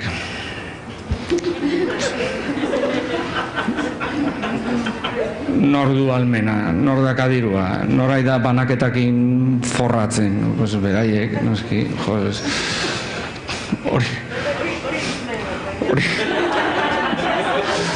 hori gogoan dut, behin Barcelonako komiki azokan, bazegon, justo Dragonfall, Dragon Ballen parodia hori, horrekin, hain naiz pleistozenoaz, Kamaleon Comics, hori izan argitaletxe txiki bat, Kataluniakoa, eta mainguru batean, aldamenean zegoen, planetakoa zen, planeta, Ediciones B, bueno, ez dakit erraldoi bat, horietakoa. Eta, berak esaten zuen, marka da, ni hain naizela experimentatzen, eta zuek ez. Osea, zuek dakazute margena, muskuloa, marzianadak egiteko, baina, hain zuzen muskula dute ez dituztelako marzianak egiten. Baina, almena, Zuzak jarri zuen, ez? Bere helburu sortze urtero, poesiako, ez dakiz emadan, bat, bi, bueno, norbaitek, hartzen du, behintzat aterako dugu komiki bat, bi, gaur egun badago. Baina, bueno, hemen noski merkatu frankoforanen, baina hori da aztakeri bat, eta puztuegi dago, eta hor, arazo handiak sortzen ari dira. Gutxiko gara moitzen dira, 5.000 berritasun urtean. Merkatu frankofonoan, hori aztakeri bat da. Beraiek ere, eta pentsa, da Belgika, Frantzia, Kanada, Suiza. Beraiek ere, arazo handiak dituzte eta prekarietate asko sortzen ari da horren inguruan, ez? Orduan, guk ere gure neurria izan barko dugu, osea... Ez dakit zifra zein den, baina ez dituzte 50 komiki berritasunera iritsi gaitezkenik, ez dakit, Oso onak badira bai. Eta horrek esan nahi du baldintza honetan egiten badira. Eta, karo, zenen aipartu dugu, eta zukatera ezu ez, diruarena, baina diruakin egin behar da dena. Hau ez diate musutuk imprimatzen imprentan, eta egileek ezin dute hau. Osea, badira hemen marrazkide batzuk, oso datu ezberdina da, estiloarekin bat, orduak, baina Juan Luis Gandak adibidez, 62 ordu horriko sartzen ditu. Hori noski dirua jungar da horren atzean, ez dela ez dago zer egitera. Igual da, adibide oso, ni ere oso motela naiz eta horri biliko nahi ez dakit, Orduan, baldintza honetan. 50 berritasun ateratzen baditugu, eta horietatik 30 erdipurdikoak baldin badira, hor ez da transmisioa gertatuko. Ona, egin behar da edizio lana. Hemen, eta sentitzen dut, baina argitaletxe askok ez dute egiten. Arakatu, bilatu, hau ez. Hemen lagundu. Ona egin behar dugu da, gure aukera bakarra. Maitek esan zian bezala, zuen gure herri bezala gure aukera bakarra da gauza oso nakitea. Jaipatu duzula diruarena. Oso ados nago esan duzun iadenarekin, gauza batekin izan ezik, esan duzulen sorkuntza ez dela guztientzat. Nik esango nuke, ez dakit sorkuntza, ez dakit oso ondo zer esan nahi zenuen, baina esango nuke edo kultura edo denontzat dela ulertzen dugu, edo azkenean ez da izango inorentzat, ez? Orduan, ulertzen baldin badu kultura bizkat, batzuentzako zerbait, denbora pasa bezala, ez da gizar, ez badu ulertzen kultura dela bizitzaren erdigunea, azkenean desagertuko da nola doala, ez? Alderdi hori, baina artea, ez da. Baina, oso ados, horrekin igual ez nago oso ados esan duzuna, baina superados nago aipatzea eta gainera oso gustagarria da entzutea hori, ez? Norbait defendatzen gauza onak behar ditugula, ez? Eta lehen aipatzen nuen diruarena ez orain aipatu duzun bidetik, baizik eta interes ekonomikoaren bidetik. Zenbat gauza txar argitaratzen dira, ez dakit demagun adibidez, ez dakit zeinek egin duelako, eta ez dakit zeinek horrek saldo egiten duelako, ez? Eta nik uste dut, gurean, eta askotan esaten dugu bestengatik, baina gurean hori ere egiten da. Gertatzen dena da, ez dela esaten. Laukatu garelako, eta esan egiten baldin bada hor, komeria gaude, ez da? Hori da, ez? Orduan, niri behintzat asko gustatzen zait entzutea hemen gauza honen aldeko zera bat, baina ez dakit, eta galdera da, ez dakit, galdera, ez dakit zein ari den edo horren alde egiten, ez? Nik esango nuke argitaletxeek gazu honetan, ez dakit zuri bitzit zaizun norbait ari den zuk diskurso hori zeini entzun diozu, nik zuri bakarrik igual,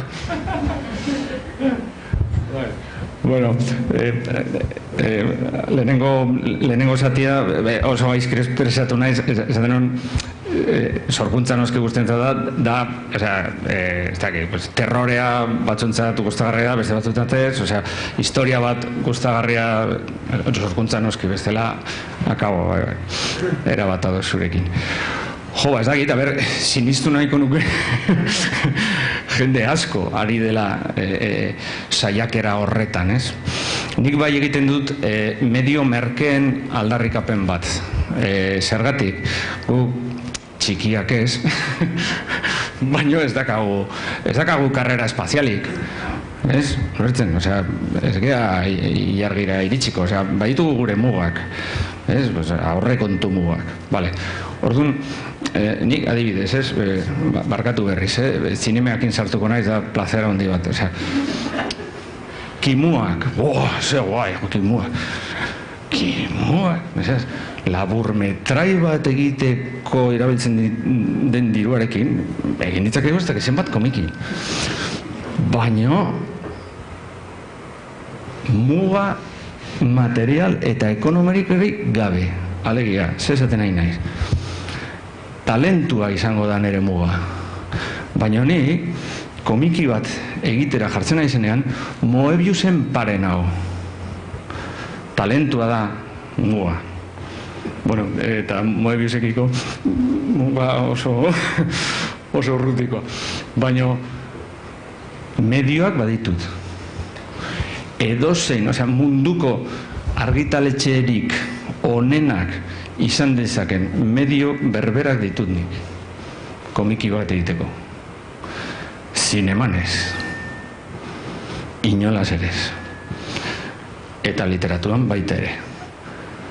Nire muga izango da, hori nire talentua, edo ze denbora daukada, orain badira Eusko Jaurlaritzak jarri zituen diru laguntza batzuk, horrekin, pixo batekin, saldu, onak balin badira, egiten ditugu gauzak, hori, kanpoan saldu ahal izango ditugu, orduan egilentzat, azkenean, igual iritsi naiteke.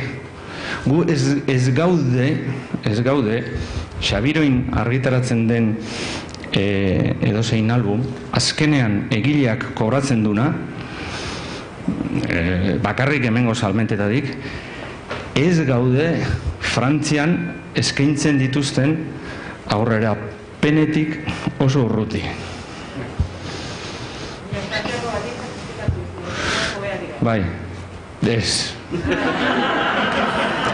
Segun norekin ateratzen desun. Han ere askotan gertatzen da, argitaldetzen duatekin ateratzen dezu, beraiek kriston dirua dute, arrorapen on bat ematen dizute, egile eskubideen ehuneko 10 horren aurrerapena. Baina gero, zure produkzioa bostakola zaie, ez dute saltzen, berdin zaie, eta kitxo. Batzutan gazigozo hori badago, ez? Baina lan egiteko baldintzak, adibidez oso interesgarria da Gregorio Muro saiatzen dana Arriete Edizionez, ezagutzen baizute, beraz saiatzen da lehenengo proiektua Frantziako argitaletxe bati saltzen. Haundia balin bada, hobeto. Baina esaten dio, nik gordeko ditut euskerazko egile eskubideak, barkatu, eta erosiko dizkizut gaztelaniakoak. Eta, hola, atera ditu ja feroze, atera zunola, lotxat astea, dragones de mugako, ez dakit euskeraz izena zen jarri duten. Dragones de la frontera, ointxe atera du. Eta hori egilarentzat, kriston aukera da. Baina, berak gordetzen ditu, berarentzat, euskerazko eskubideak eta erosten dizkio gaztelaniakoak. Eta gero berat, Arrietek ateratzen du gaztelaniaz eta euskeraz. Oso jokaldi ona da. Iruditzen bazaizue hemen utziko dugu, ze, gauza onak iteko, baldintza onak behar ditugunek, kafetxo bat behar dugu, amiketako txiki bat, orduan esan diate atea eta kantinan eskatzeko behar dezuen kafea edo, eta gero bestaldean esertzeko tokia eta eukiko degula. 11:30 itzultzen geha, dos? Venga, txar.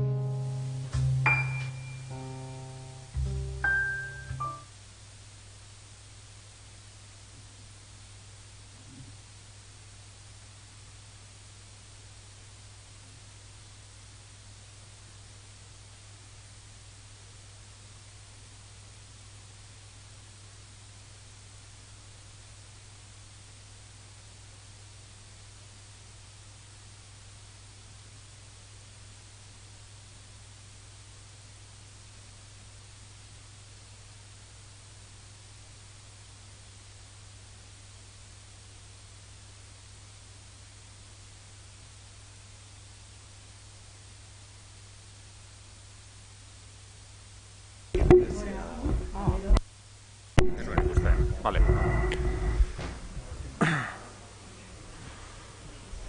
Bueno, 5 minutu lapurtu izkigute, gero berreskuratu alditugu bukaeran.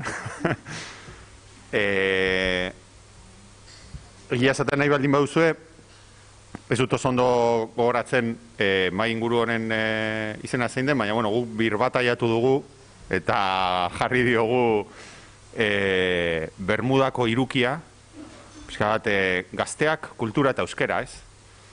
Betiko iruki beldurgarri horretaz hitz egingo dugu. Horretarako hitz egingo dute. Baditugu mailan hiru lagun, Aitziber Onaindia batetik, bera Euskaltzalean topaguneko kidea da, eta gau beltzaren ez zaigu gustatzen jefa esatea, orduan esango dugu koordinatzailea edo lan horretan ibiltzen dana. Lan horretan ere bai. Eta beste aldean ditugu Gasteiztik Iñaki Lazkano eta Ales Badillo, haiek Lazarraga Kultura Elkarteko kideak dira, eta beraiek kontatuko digute pixka bat egite dituzten lan guztia, ze ni azten baldin banaiz zerrendatzen zenbat eta zenbat ekimen egiten dituzten, nuke bukatuko. Pixka bat planteatu dugu mai ingurua askar azalduko duze, denbora gutxi gauza gehiegiren inguruan hitz egin nahi dugu, eta ez dakit denbora izango dugu, baina nolabait 5 atal desberdin, eta saiatuko gara egiten, ez dut Dani alde egin duela, baina ingo dugu bere omenez, jake alde egin duen, halako abenturazko komiki bat sortu bezala egingo dugu, ezta? Eta orduan, fase desberdinak, komiki bat sortzeko fase desberdinak, ezta? Orduan, hasiko gara, hasieratik, eta ni isilduko naiz, edo zer historia bat idatzi aurretik egin behar duguna da dokumentazio lan bat, ez? Zeri buruz hitz egingo dugun, eta orduan, gure dokumentazio lana izango da, hauei entzutea, haien egunerokoan ze lan egiten dituzten, eta nola egiten duten, eta zenbat ekimen egiten dituzten, pixka bat, iruki honi, edo iruki hau konektatu nahian, ez da? Euskera, gazteak, kultura, eta horren inguruan. Orduan, igual, Aitziberrekin hasiko gara, eta berak azalduko izkigu, topaguneak, eta gaudeltzaren inguruko kontu guztiak, ez da? Hala, horrela, Aitziber. Venga, horrela, librean, utziko diogu bakoitzari 10 minututxo edo horrela. Orain bai. Nik gau beltzaren inguruan hitz egitera nator, egitasmoa zuei aurkestera. Orduan, hasteko, zer da gau beltza? Gau beltza, Arimengauak, Erbeltz, izen asko ditu. Baina zer da, gau beltza urriaren 31an gauez Euskal Herrian ospatzen den festa bat da, natur zikloarekin lotura handia duena, zergaitik, udazkena delako, urtea hil egiten da, gauak lusatzen dira, egunak ilundu egiten dira, gure hortuetan kalabazak hasi egiten dira, eta hildakoak gogoratzeko hilabetea izaten da, ez? Adibidez, hurrengo egunean santu guztien eguna ospatzen da, ez? Tradizio handia dago, gure hildakoak hilabete honetan gogoratzeko. Gure helburua, topagunearen helburua zein zen, ospakizun jai zar bat berrasmatzea.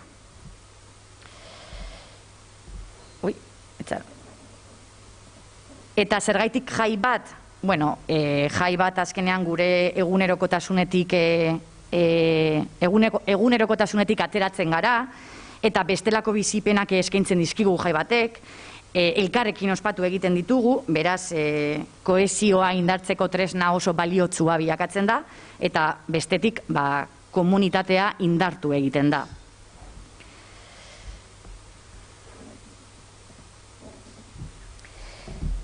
Eta bai, egia da, azken urteetan, egun honetan, bestelako jai batzuk zabaltzen ari direla, ezagunena estatu batuetatik datorren Halloween izenekoa izango zen, eta Halloween egia da gazteen artean arrakasta handia duela, asko harrotu egin den jai bat dela, zergaitik oso erakargarria delako.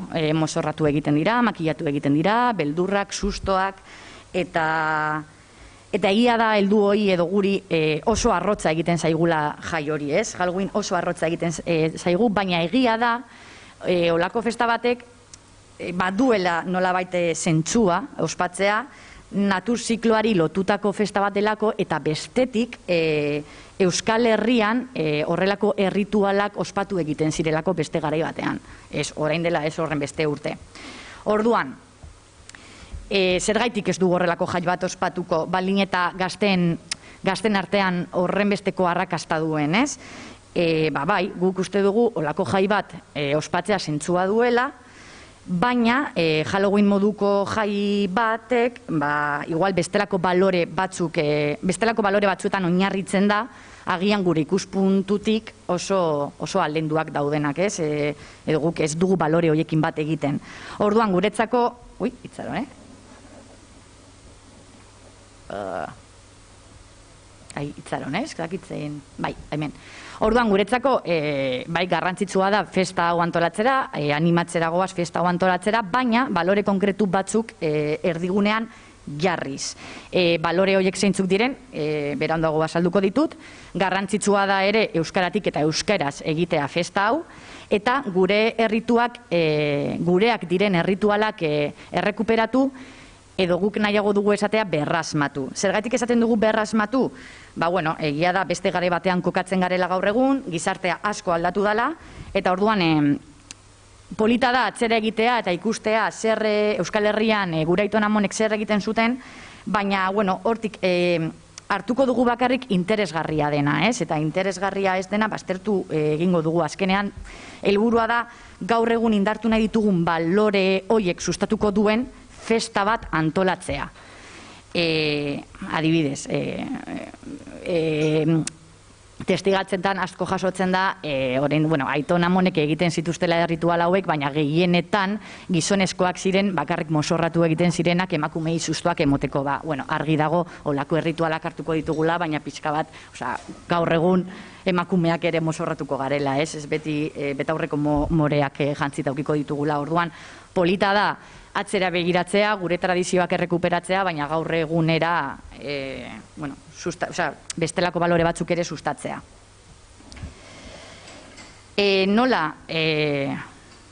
Nola ziginen Gau Beltzaren proiektuarekin? Batetik, itzalitako kalabazen perpistea ikerketa etnografiko batean oinarritu ginen, ikerketa honetan jasotzen dira, orain dela urte gutxi batzuk, gure aiton amonek Euskal Herrian egiten zituzten testigantzak.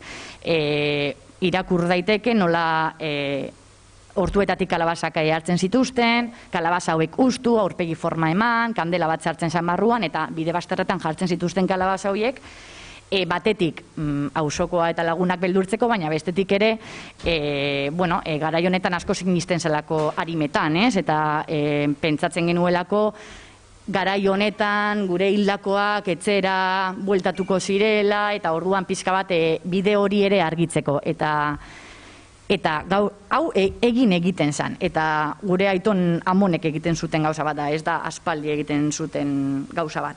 Eta gero bestetik ere, konturatu ginen, orain dela urte batzuk, hainbat herritan, hainbat herria hasiak zirela horrelako festak antolatzen, orduan zer egin genuen, 3 saio parte hartzaile egin genituen, batetik, aisialdian adituak ziren pertsonak bildu genituen, bestetik, aipatu dudan bezala, dagoeneko festa antolatzen hasi ziren herri hoiek gonbidatu genituen, eta bestetik hirugarren bat gazteekin. Zergaitik, gazteentzako zuzenduta dagoen festa bat delako, orduan nork baino hobeto esateko zer nolako festa bat egin nahi zuten, ez? Orduan, elementu horiek hartu genituen, eta proposamen ireki bat zabaldu genuen. Hau da, gau beltza nolakoa den proposamen bat zabaldu dugu, gero herriek hartuko dutena, eta bakoitzak bere izaera propioa emango diona. Guk gau beltza esaten diogu, baina ez du zertan gau beltza izan behar, Halloween ere deitu daiteke, ez? Garrantzitsua dena da, balore konkretu batzuk sustatzea. Eta zeintzuk dira balore horiek? Bueno, euskera, ez duela azalpen handirik, ez? Azkenean jai baten bitartez bizipen positiboak sortuko ditugu, onak izango direnak eta horiek euskeraz izango dira. Komunitatea, ez? Azkenean herritar guztien parte hartzea sustatzen duen festa bat da, eta bestetik antolakuntza ere herritarrak egiten dute, beraz hor komunitatea sortzen dugu.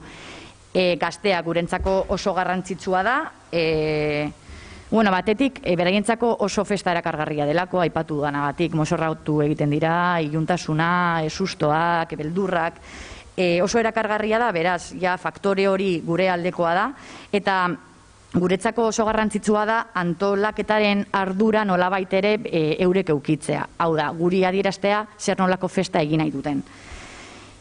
Natura, iluntasuna. Azkenean iluntasuna, eriotza tabu bat izaten da, beraz, festa baten aitzakiarekin normalean jorratzen ez diren gai batzuk jorratzeko aukera izaten dugu, ez? Herri askotan adibidez, sute bat egiten dute plaza herrian, haien beldurrak idazten dituzte papel batean, eta beldur horiek sutara bota, ez? Olako erritualak normalean ez dira egiten, edo hilakoak gogoratu, festa baten bitartez.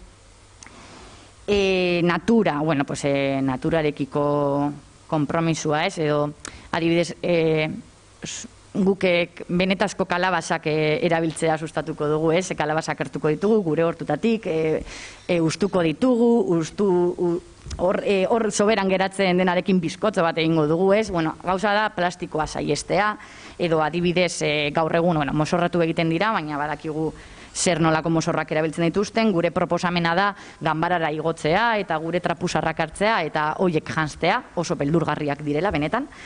Eta listo, bai. Gero, berdintasuna, honek ez du azalpenik behar. Jai bat antolatzera goaz, beraz, berdintasunetik egin behar dugu, aniztasunetik ere, eta izaera, guretzako oso garrantzitsua da izaera propioa aukitzea, hau da, bai, jai eredu global bat edo osatu dugu, baina gero herri bakoitzak emango dio bere izaera eta bere ikuspuntua, erritualak ezberdinak dira herri bakoitzean, herria bera ezberdina da, egiteko moduak ezberdinak dira, orduan guk proposamen ireki bat zabaldu dugu, eta bakoitzak har dezala, eta eman dezaiola nahi duen izena, izaera, eta egiteko nahi duena.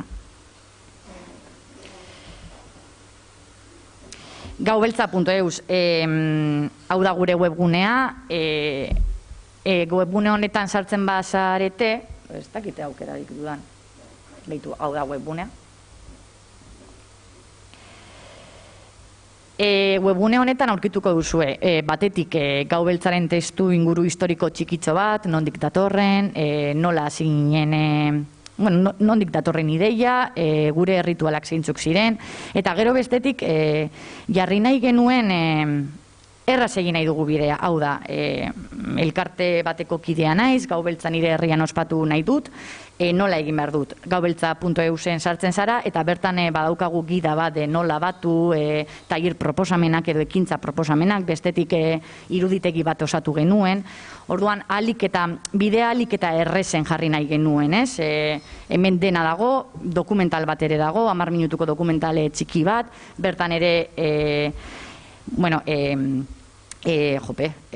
liburuaren aigileak daude, pixka bat historia nondik datorren kontatzen dute, bestetik herri askoren testigatza jasotzen dira, topagunea ere parte hartzen du dokumental horretan, 10 minutukoa da, oso interesgarria eta beldurgarria. Eta ez dakite... Jazta, eske berez hori da, animatzen dugula jendea gau beltza ospatzera zentzua duelako horrelako festa bat, gure rituetan eta ohitura zaraetan sortutako proiektua dela, baina oso garrantzitsua dela balore hoietan sustatzea, bestela ez da gau beltza izango. Eta pasako diogu orain Alex eta Iñaki ez egiten dut dena, joa egartu dugula edo egingo dugulako azkar bat.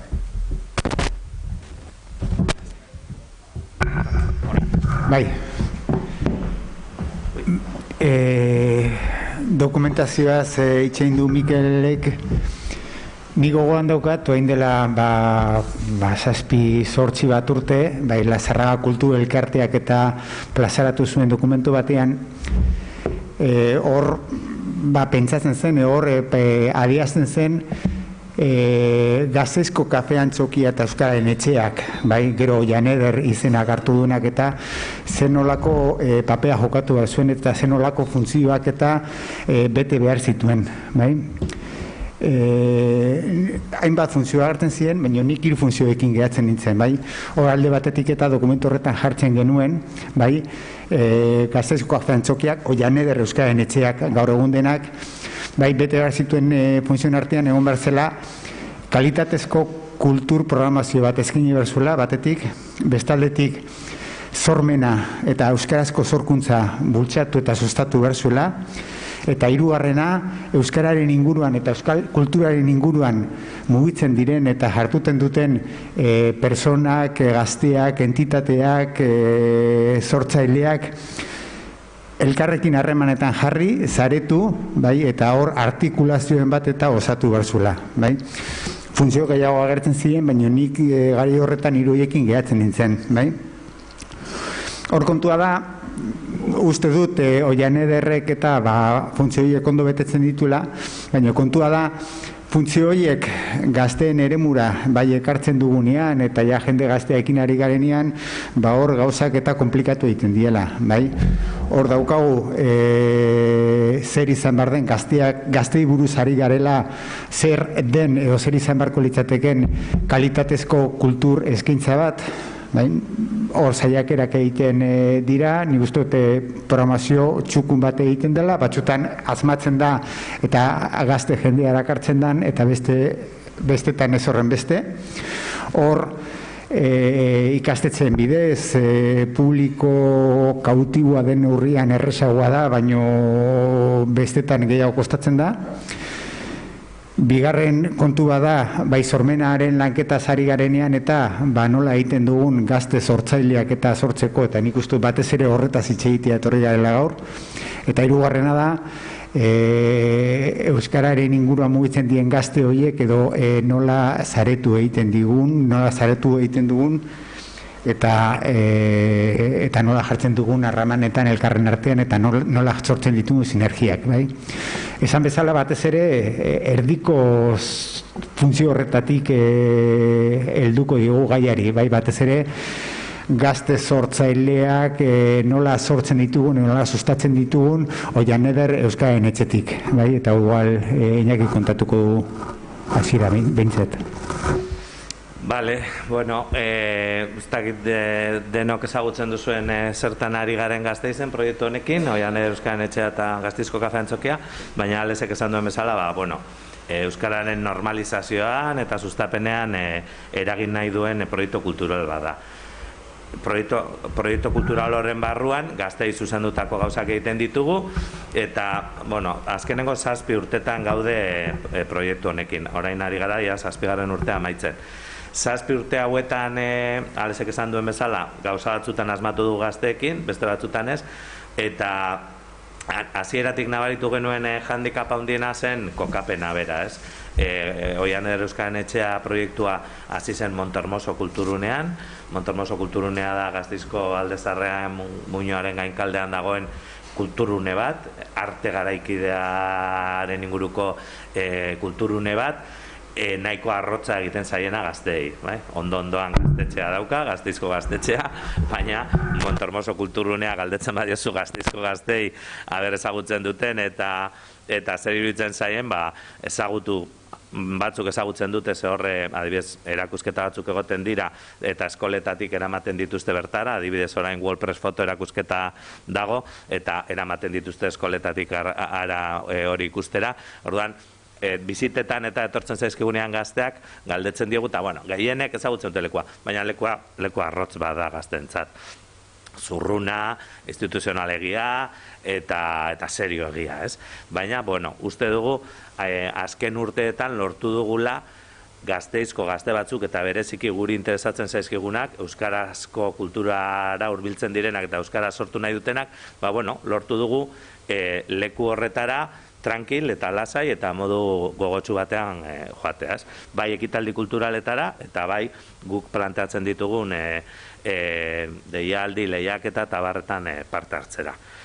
Orduan, zaila da lana, deno dakizue, hemen gauden guztiok dakigu ze zaila den gazte iruki hau modu eraginkor, abegitsu eta nahi zuen adjektibo guztiak ipini hau sustatzea gazteen artean, badakigu oso zaila dela, baina, ez dago beste modurik saiakerak egin, eta gauzak probatu, eta ondo ateratzen zaizkizunak errepikatu, eta gaizki ateratzen zaizkizunak baztertu, edo moldatu, edo dana alakoa. Eta hori gertatu zaigu urte hauetan. Adibidez, duela urte batzu jarri genuen ekimen bat martxan gazte sortegiak izenekoa, eta ondo joan zen ekimena, ez dizuet dana azalduko, bestela denbora joango zaigu, eta baina, adibidez, egin genuen lehenengo edizioa oso handa atera zen, justu lortu genituen 10 bat gaztek parte hartzea horretan, urte osoan zehar gazte sortegiak izeneko horretan eta hainbat disiplina landu zituzten eta hori, baina bigarren urtean egin genuen saiakera eta errepikatu nahi izan genuen ia formatu berdinarekin eta etzen inoak apuntatu, bakarrik gazte bat apuntatu zen. Eta lanketa antzerakoa egin genuen. Ordan esan genuen, ostia, zertan ez dugu asmatu, ez? Eta oso fin landu behar dira gauzak eta aldez aurretik informazio asko jaso behar duzu gero emaitza ona izateko. Eta guk hankaz hartze horretatik esan genuen, zer ez dugu errepikatu behar urrengoan, edo zer uste dugu ez duguela errepikatu behar, eta galdetu genien bebai gazteei, zer ez zitzaien erakargarri egin izena ez emateko, ez? Alde batetik presioa zen, beste alde batetik ikasturte osoa iraungo zuen gauza bat zala, guk uste genuen hori erakargarria izan zitekeela musikara joatea bezala, edo futbolean aritza bezala, baina ez da hori. Orduan, esan genuen urrengoan zer eskainiko diogu, presioarekin kontu zibili behar gara, zehatzagoa izan behar da, denboran murritzagoa izan behar da, saiatu behar gara beste plus bat sartzen, eta, aurten proposatu genien, garatu izeneko programa, ez? Eta, garatu izeneko programan landu nahi duguna da, kultura eta sormen garaikidea lantzeko programa ditu diogu, eta kultura garaikidea eta pentsamendu kritikoa edo, ez? Aipatu, iruditu zitzaigun, sartu ezkero gazte interesatzen zaizkien gauza batzuk, ez bakarrik esan, antzerkia landuko dugu, musika landuko dugu, bertsogintza landuko dugu, ez. Landuko dugu hori balore batzuk, lehen Aitziberrek aipatu den bezala ere, uste dut gazteek, gogotsu hartzen dituztela horrelako, gogotsuago, edo, arditzaketela kontuak, ez. Orduan, pentsatu genituen laugai, eta bebai, hartzaile gazte batzuk, bere entzat erakargarriak egingoz zitzaizkienak, ez. Eta, programa bat osatu genuen, eta eskaintza bat egin genuen, eta egin genuen aurrekoan egin genuen lanketa bera, eta gauza zozer gehiago ere, sare sozialetan, eta hori dana. Eta pentsatu genuena izan zen hori, lau gai jorratzeko, eta hauek ziren giza eskubideak eta aniztasuna, euskarazko sorkuntza, gazteok gizartea eraldatzen, eta mikromatxismoak eta genero berdintasuna. Eta horretarako lau ez dira dinamizatzaile, islari, erekin jarri ginen harremanetan, eta proposatu genuen bata zen Odei Barroso, bestea Txakurgorria kolektibuko neskak, bestea Formol laborategia, hor antzerkia ibakizu Edurne Azkarat eta beste batzuk sortu duten talde bat, eta Maider Oleaga zinemagilea. Eta, oso ondo, aurrekoa baina asko hobeto aterazagu, 20 gaztek eman zuten izena, guk 15 gaztenentzako eskaintza egin genuen, eta justo, 12ak dira, gaur goizeko 10etan hasi da, eta zin dizuet esan, guztiak etorri diren, ala ez? Baina goizeko 10etan martxan jarri dugu, eta gure idea da, 4 saio izango dira, hor kartelean gutxi gara ikusiko duzu, gure asmoa da 4 saio horiek egitea, gero, denbora guztian eta hasieratik proposatuko dugu emaitza bukaeran zerbait egin behar dutela, beraiek nahi dutena, eta gero urrengo urtean, 2022tik aurrera jarraitu nahi, talde majo bat sortzen bada, jarraitu nahi dugu beraiekin programa hau garatzen, eta izena ere hortik etorri zitzaigun, gero denbora baldin badaukagu azalduko dut garaturena. Igual, beste, ondo goaz. Lehenengo erditxo egin dugu, eta bigarren erdian sartuko gara hola pixkat gai behar bada txaso sakonetan, baina beti esperientziatik, edo zuen esperientziatik helduta, ez? Behar plantatuko dugu, bai. Dauzkagu beste bi programa bada batera, ez naiz hartuko horretan, beste bada gazte sortzaileak, igual ales kapaz da 2 minututan laburbiltzeko. Venga. Berriro. Ez, berez, gazte sortzaileak bai egia da, justo martxan jarri zela Oian Eder ireki zen urte berean, 2025an, 6 urte. Ez da datu txarra, bai jarraian 6 urtez martxan egon den proiektu gutxi bai dago tamaina honetakoak eta tipa honetakoak. Egia da batez ere udaletik bultzatuta sortu zela, baina Oian Eder Euskaren Etxea eta Lazara Elkarteak hasieratik egon da bertan sartuta, batez ere implikazioan. Eta da, gazte sortzailea dauzkan ezaugarriak, arrakasta nik uste dut arrakasta esente eukidula, bai 6 urtetan eta hor eukidu mai gainean 50 proiektu gazteek aurkeztua, eta gauzatu eta garatu dira 18 bat proiektu hasieratik eta bukaera bitartean. Azkar, arrakastaren klabeak, bai, nik uste dut, zien euskaraz egindako proiektuak, euskaraz sortutako proiektuak, hau da prozesu zua euskaraz egin beharrak eta plantatzen zen hasieratik. 2, diruz ondo hornituak, bai, hor plantatzen zen udalak eta foru aldundia eta artean egon da 4.000 euroko beka bat plantatzen da, orduan 4.000 eurok gazte batentza bada proiektu bat antolatzeko beste diru. Eta kasu guztietan eta haiek aukeratzen duten personaren tutoria personalizatua bermatzen zaie. Hau da, gazte batek nahi baldin badu dokumental bat egin, berak aukeratzen duen dokumentagileaekin harremanetan jartzen gara tutorizatu alizateko zehalan hori. Bai? 2 kategoria egin izan dugu, bai alde batetik 16-25 urte bitartean eta bestetik 25-35 urte bitartean, eta hor gure handikapa handiena nik uste dut hor dagoela. Batez ere diru kopuru horretan eta eskatzen du profesionalitate minimo bat, eta hor batez ere 2. kategoria horretan eta aurkeztu dira lanak. Baina beti egon da kategoria guztietan, urte guztietan, edizio guztietan okerez banago, beti egon da proiektuen bat 16-25 urte bitarteko gazte batek aurkeztuta, bai? Eta gero aurrea begira asmoak badala mentorian muko zera bai sortu indarra, hau da, goiko kategoria horretan, adinaren abea inaiz, goiko kategoria horretan eta lana egiten dutenak gero lagundu alizatea beko kategorian, hau da, gazteago dien hoiei bere lana aurrera ateatzen. Nik uste otor da hola pixka klabeak. Eta 6 urte ez da gutxi, bai 6 urte jarraian onelako proiektu bat eta martxan egoteko. Ari mutur asko utzi dituzu eta pixkat dokumentazio lan hau orobiltzeko eta gai serioagoetan, gai serioagoetan, uste serioagoa gaietan sartu aurretik ez da, ze komiki bat idaztea kontu serioa da.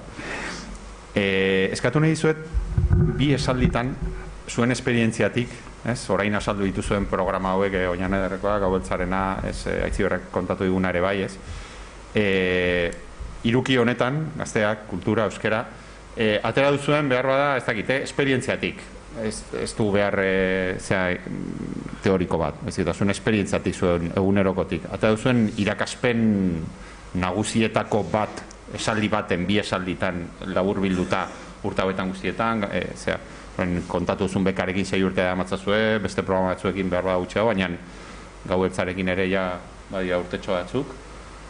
Lan horretan, labur, esaldi batean, ez dakit, zelan labur bilduko zenukete, izan duzuen esperientzia, edo arreta ditu izuen kontu bat, edo ze irakaspen atera duzuen,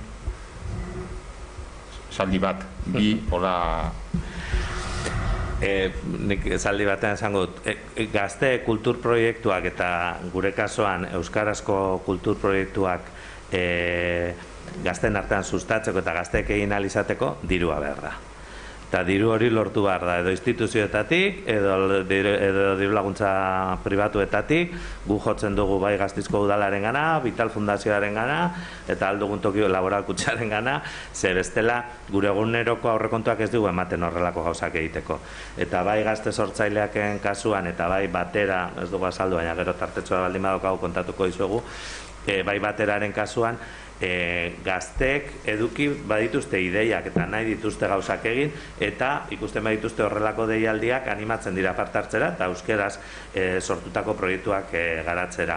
Baina behar da baliabideak, behar dira. Bai lekua, bai dirua, bai gizabaliabideak, dena behar. Bale, ni oso labur. Nik uste dute ikusten dela, eta posa da, oraindik ere gaur egun gizarte mugimenduek batzeko eta antolatzeko eta ekintza berriak martxan jartzeko gogoa eta gaitasuna dagoela oraindik ere ez, eta horrek asko posten gaitu eta ikusita zenbat txokotan ari den gau beltza zabaltzen, eta ze askar eta ze ondo eta ze polita, horrek asko motibatzen gaitula, bai topagunetik horrelako proiektu gehiago martxan jartzeko edo honekin jarraitzeko, lanean jarraitzeko, baina bestetik ikusten dugulako oraindik ere herria bizirik dagoela eta gauzak egiteko gogoa dagoela. Eta igual ere utxe egiteari, baina partetik utxe egiteari igual beldurrak kendu behar diogula. Bai? Beldurrak kendu behar diogula. Gazte sortzaileeken kasuan, lehenengo deialdia egin genunean 3 proiektu eduki genitu mahai gainean. Neko ezien proiektu txarrak egizien eta neko gozatxukuna, baina pizka gehatzen ziren pizka hotz. Orain iaz eta egin genuen deialdian 14 proiektu eukitu mahai gainean, eta kalitate oso honekoak, aldortatik. Honelako proiektuek behar dut ere denbora bat eta forma hartzeko, eta utxe egiteari igual beldurrak kendu behar diogula. Helduko diogu pizka bat, gure lehenengo partean, Iñakik utzi dituen gogoeta batzuei, izan ere behar dugu gure komikirako, behar dugu heroi bat, behar dugu protagonista bat, pizka bat saiatuko dena, iruki hau lotzen, ezta? Eta hor, heroiak bilatzen hasita, hemen baditugu 3, ezta?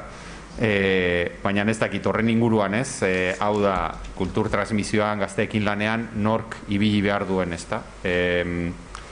Berak aipatu du, betiko, ez dakit, eztabaida da.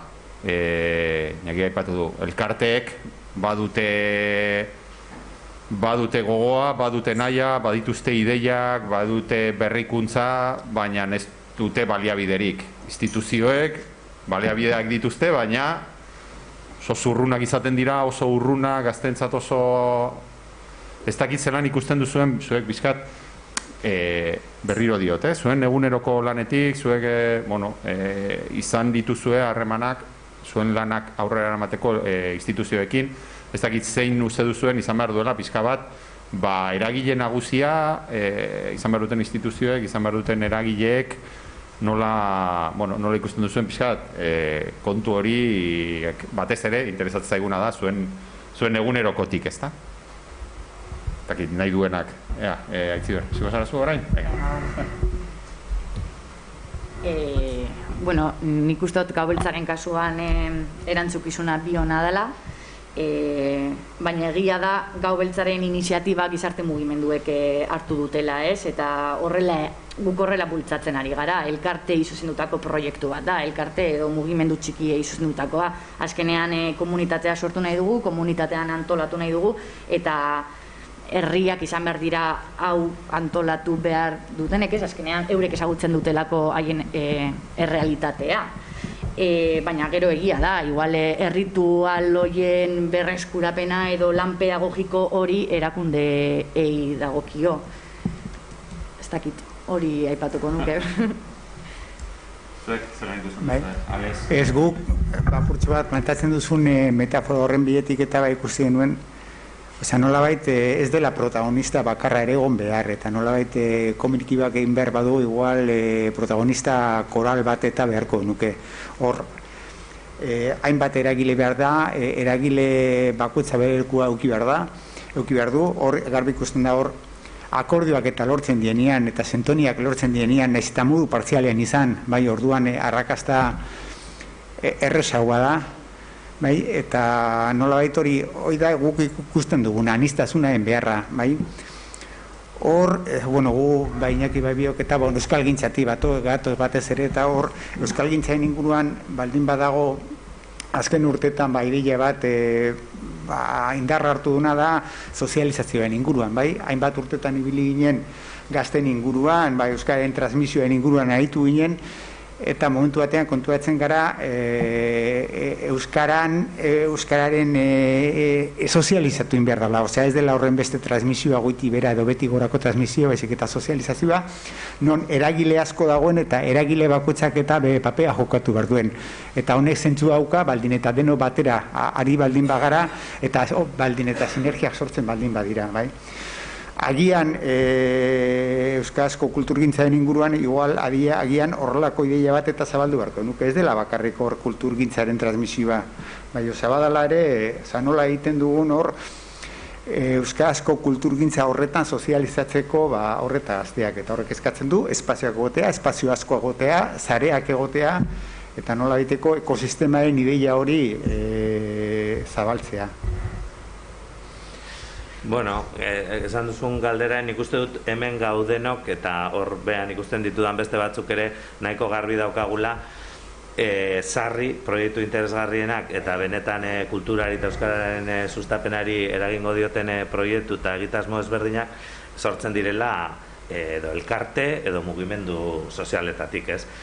Guk Gasteizen zorionez heldu genion kontu bati, Gasteizko udalean aspaldi onartu zela, egingo zela euskara sustatzeko kultur proiektu bat, horri heldu genion, horrekin ibili gara matraka ematen eta ematen, ez daukagu inolako lotzarik aldarrikatzeko diru publikoa horretan gastatu behar dela, eta horrekin goaz, proiektua lantzen ari gara, orain esan dizudan bezala 7. urtea da, gero beste saltotxo bat emango dugu datozen urteetan, eta uste dugu ezinbestekoa dela bai elkarte kulturalek, bai mugimendu sozialek egiten dioten ekarpena euskal kulturaren sustapenari eta euskararen normalizazioari.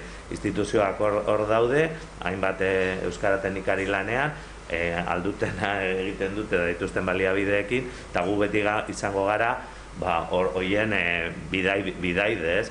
Gasteizen planteatu denean EBP-en lanketa edo, bere garaian EBP-eren lanketa horregon gara, iruditu zaigulako gure iritzia eman behar dugula, eta euskara zerbitzu ezberdinek ere badakite nahi izan ezkero hor daudela elkarte ezberdina. Gasteizen Geu elkartea dago, Lazarraga Kultura elkartea dago, beste elkarte batzuk daude, eta hor egin behar da, hitzarmengintza egin behar da, egin behar dira proiektuak aurkeztu, ze Alesek esan duen bezala denon artean sortu behar dugu sare eta ekosistema bat, ez?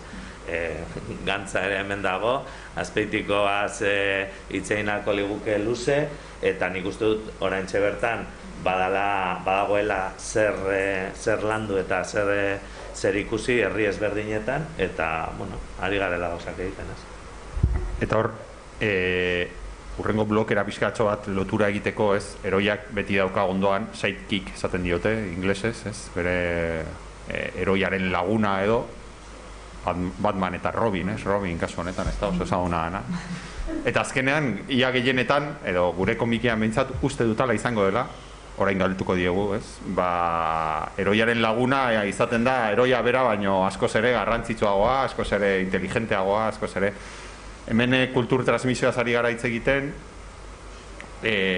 gazteak, kultura, eta badirudi ia beti pentsatzen dugula kultur transmisio horretan, behar bada naturala edo logikoaren bezala, helduetatik gazteetara, ez?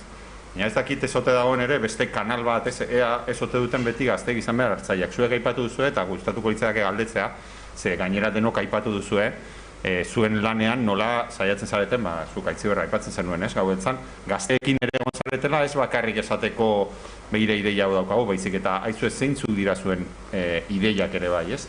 Ez dakit, elkarlan, eta Iñakik ere zuk aipatu duzu, ez da, hor pixkat hitz egin zuenean, zuen programa horrek, nola ere jasotzen feedback hori, ez da? Ez dakit zelan ikusten duzuen bide hori, ez? Hau da, batzuetan egiten dugulako eta jausten garalako akats deituko diot nik, atrebentzia handigia espada, ez? Hori pentsatzera dena eman behar diegula eginda gaztei, eta ez dakit zuen esperientzatik zelan bizi izan duzuen, hartu eman hori, ez? Zer eskaintzen dizuen hartu eman horrek, edo ze balio ematen diozuen, ze leku ematen diozuen zuen lanean, ez? Bale, berriro hasiko naiz. Bale, nik uste dut Gau Beltzak abantail handi bat daukala. Proiektua bera oso erakargarria dela gazteentzako. Osea, ez dugu eseregin zeukaten gogoa olako festa bat antolatzeko, orduan, bizitzeko, orduan transmisore bilakatzen dira eurak bakarrik, eurek direlako benetan esaten dutenak nola ospatu nahi duten, edo zelan egin nahi duten, eta hori da guk sustatu nahi duguna, ez hori ikaste horiek festa hori antolatzea, eta guk esan behar diegu nola ospatu behar duten, ez? Guretzako oso garrantzitsua da, gazte hauek festa hori egiteko modua ere ulertzea, ez? Bai, guk helduok sustatuko ditugu balore horiek eta beraiek hor hartuko dituzte, ez? Baina jakin behar duten nondik egiten dut, ospatzen duten hori nondik jaiotzen dan, nola egiten dan, eta nik uste transmisore direla, orduan bai, oso gaztei zuzendutako proiektua da, naiz eta komunitatean sortuta dagoen, egia esan, eta denontzako erakargarria dena, denon artean ospatzen da, eta holan izan behar du, baina egia da, gure protagonistak gazteak direla, eta hoien gana iritsi nahi dugula. Gure kasuan, Alesek aipatu du hasieran, ez? Gu normalean 3 gauza ezberdin egiten ditugula, edo 3 lan lerro ezberdin ditugula, sorkuntzaren ingurukoa, erakusketaren ingurukoa eta artikulazioarena, ez? Orduan, gu Gasteizen alde batetik artikulazioaren arira saiatu izan gara elkarte ezberdinekin lan egiten, eta adibidez, ez? Auzo batean sortu zen gazte talde bat eta euskara talde bat sortu zuten, ez? Danok pospozik, 14 gazte elkartu dira, euskara talde bat egin dute, zer da hau, ez? Eta gu saiatu izan gara eurekin harremanak izaten, eta gure proiektura hurbiltzen, eta baina elkarlana egiteko eta hori, eta ez da erraza.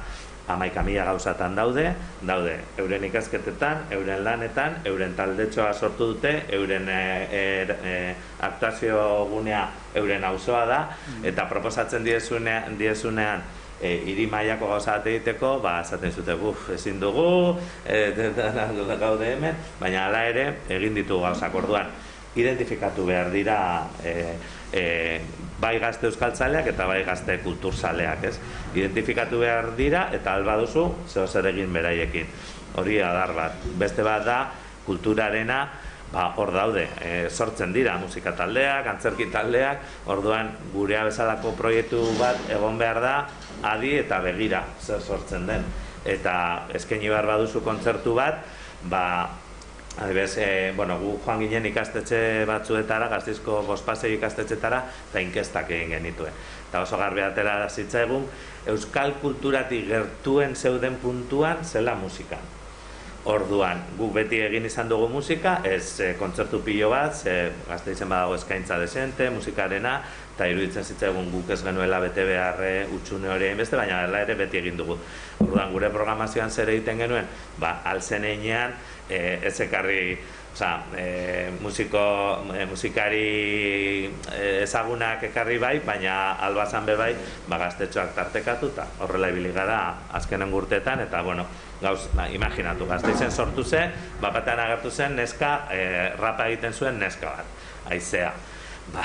Ikusi bezain pronto eskaini genioan, etorri nahi duzu, eta baitz esan zigur, eta rap kontzertu bat egin genuen, imaginatu ezin duzuen areto batean, areto serio bat, da Ortuño aretoan jauregiko aretorik elegantena, seguro Mikel egon dela inoz, gantza ere uste dute gontzala, eta hor egin genuen rap kontzertu bat, bai azta hori da daukaguna, guk nahi dugu neska gazte hori eta rap egiten duen neska gazte hori ekarri, nahiz eta ez izan munduko lekurik egokiena, eraman genuen.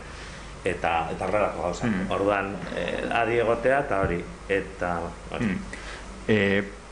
jaso behar ditugu, bai. Orain, botako ditugu kontu gehiago. Bestela, badoa denbora aurrera, eta jasoko ditugu eroiek beti kolpetxo batzuk eta jasotze dituzte, orduan orain pixkat zelan hartzen dugun kolpetxo bat edo, ez dakit. Eta da pixka bat, bueno, ez dakit norainoko gaiztoa izango nahi zen, baina duela, ze gaitasun ez da daukagun horren inguruan galdetu nahi dizuen, ze gaitasun daukagun kulturatik gaztei balio zaizkien narrazioa, gaztei balio zaizkien kontuak sortzeko guretik, ez? Duela gutxi, duela bat, galdetzen nien elkarrizketa bat egin nien Lutxo Egia eta Goizalde Landabaso idazleei, eta Bilboren inguruan galdetzen nien, ez? Ea nor kontatzen digun Bilboren historia, ez? Bilbo zer den, zein den, ez? Ea euskal literatura gai den narrazio bat sortzeko edo historia bat sortzeko Bilbori begiratzeko, ez? Eta behiak izaten zidaten, inolaz ere, ez? Bilbo nolakoa den esaten dutela El Correok eta Atletikek, ez? Orduan, kasu honetan, adibidez, ez? Sortu da polemikatxoa urtero sortzen da Gau Beltzarekin, ez? Ea ezote den Halloween, baina euskaraz. Eta ea horrek, gazteekin, ea zertarako balio duen horrek, ez? Azkenean, balore jankiak ari garela transmititzen, ez? Orduan, ez dakit ikusten duzuen, gaitasuna edo euskal kulturak baduen izan dezakeen gaitasun bat sortzeko historia berriak, edo beti ibili behar dugun besteen atzetik, ez? Orain reggaetoia modan dagoela, eta gazte reggaetoia dantzatzen dutenez, orduan behar duguna da reggaetoia euskeraz, ez? Eta ez gara inoiz kapaz gure bideak urratzeko. Ez dakit, uste dut biok daukazue, gainera orain raparen aipatu zuzuk ere bai, ez? Eta orduan, uste dut biok daukazuela esperientzia zera horietatik, eta ez dakit, ez da orain bai eitzik zu handik atziko gara, zuzenean, ez? Halloweeneko kontu hori, eta haber kolpea zelan hartzen duen gure aitziberen horiak. Ez, justo ohituta nago, galdera hori asko egiten dute, ez? Izena euskaratu duzue, baina berdina da. Ez da berdina. Nik uste dut ikusten duzunean Gau Beltzak jorratzen dituen baloreak zeintzuk diren eta Halloweenek zeintzuk ospatzen dituen, orduan konturatzen zarela ez daukatela zer ikusirik.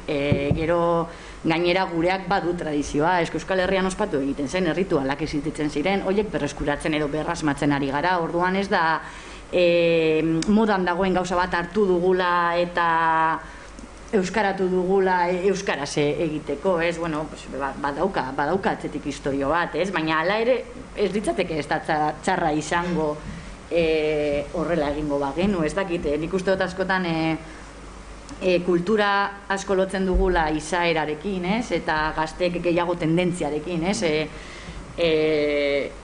Ez dakit, berdinak gara, ez? Azkenean gazte guztiek entzuten dute musika berdina, igual jasten dira, hemen eta Nueva Yorken ere, orduan, eta errealitatea hori da.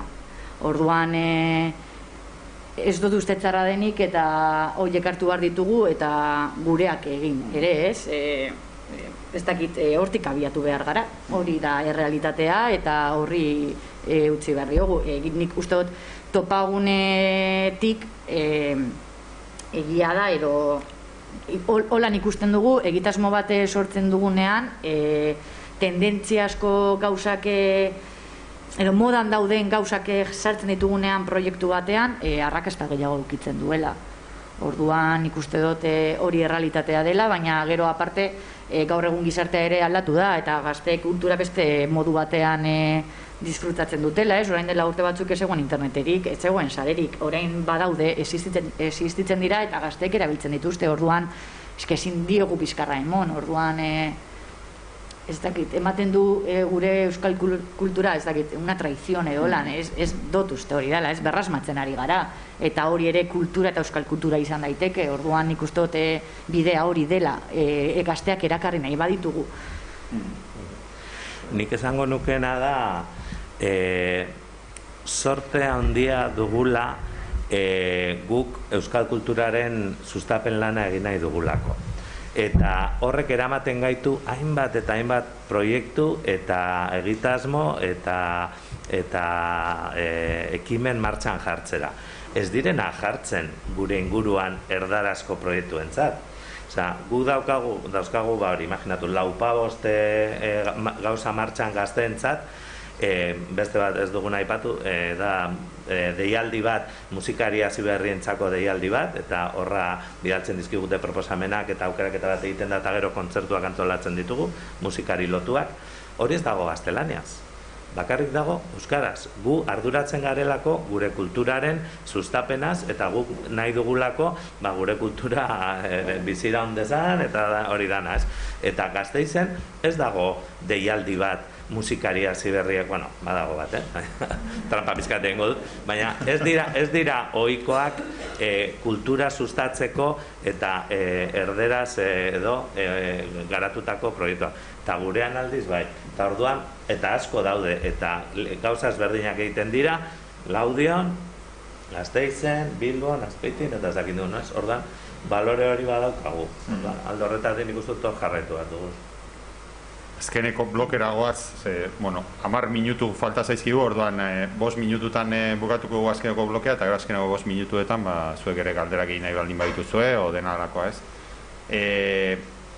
Azkeneko blokean gauza interesgarri asko dago, ze azkenean, gure eroiek eta gure saikikek behar dute, gure komiki honek behar du leku bat, ez?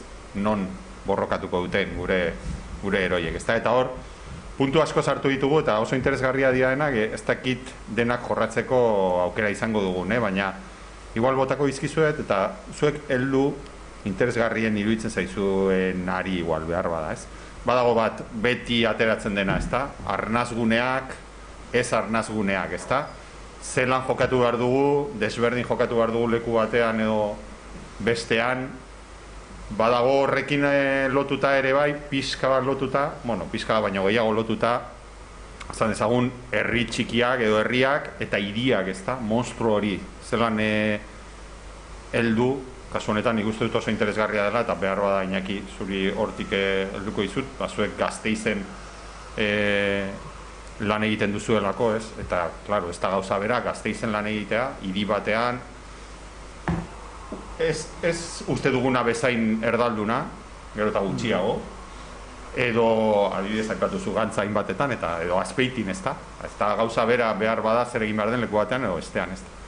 Eta gero ere badago, eta igual, Eitziber zuri hortik, igual, gehiago, ez, aipatu duzulako, genero arrakalarena ere bai, ez da? Ea transmisioa egiterako, kultur transmisioa egiterako orduan, ea fijatzen garen, edo horixe ez, emakumeen eta gizonen artean, neska gazte, mutilo gazteen artean, ea sortzen den alako, ez dakit, arrakalaren bat, edo desberdin jokatzen dugun, edo desberdin jokatzen duten, edo ea baden, zuen kasuan gaueltzarekin, jai bada, hor badira kontuan hartzeko puntu asko, ez da, generoari dagozkionak. Ongo liratek ere, lehen aipatu gazte etorkinak adibidez, ez? Edo etorkinen seme alabak, beste mundu bat, ez da, euskal kulturaren transmititzeko, baina, gauza gehiegi orduan, zentratzeko. Igual, horixe, Iñaki eta Alesi batez ere, hiria bezalako gauza handi batean, zelan heldu gazteen gana, eta zuri Eitziber, orain utziko dugu aiei, eta gero zuri genera, zure bota, ez dakite, eta ikusten duzuen hor, hiriko gazteak, ez dira herri txiki bateko gaztea bezalakoak.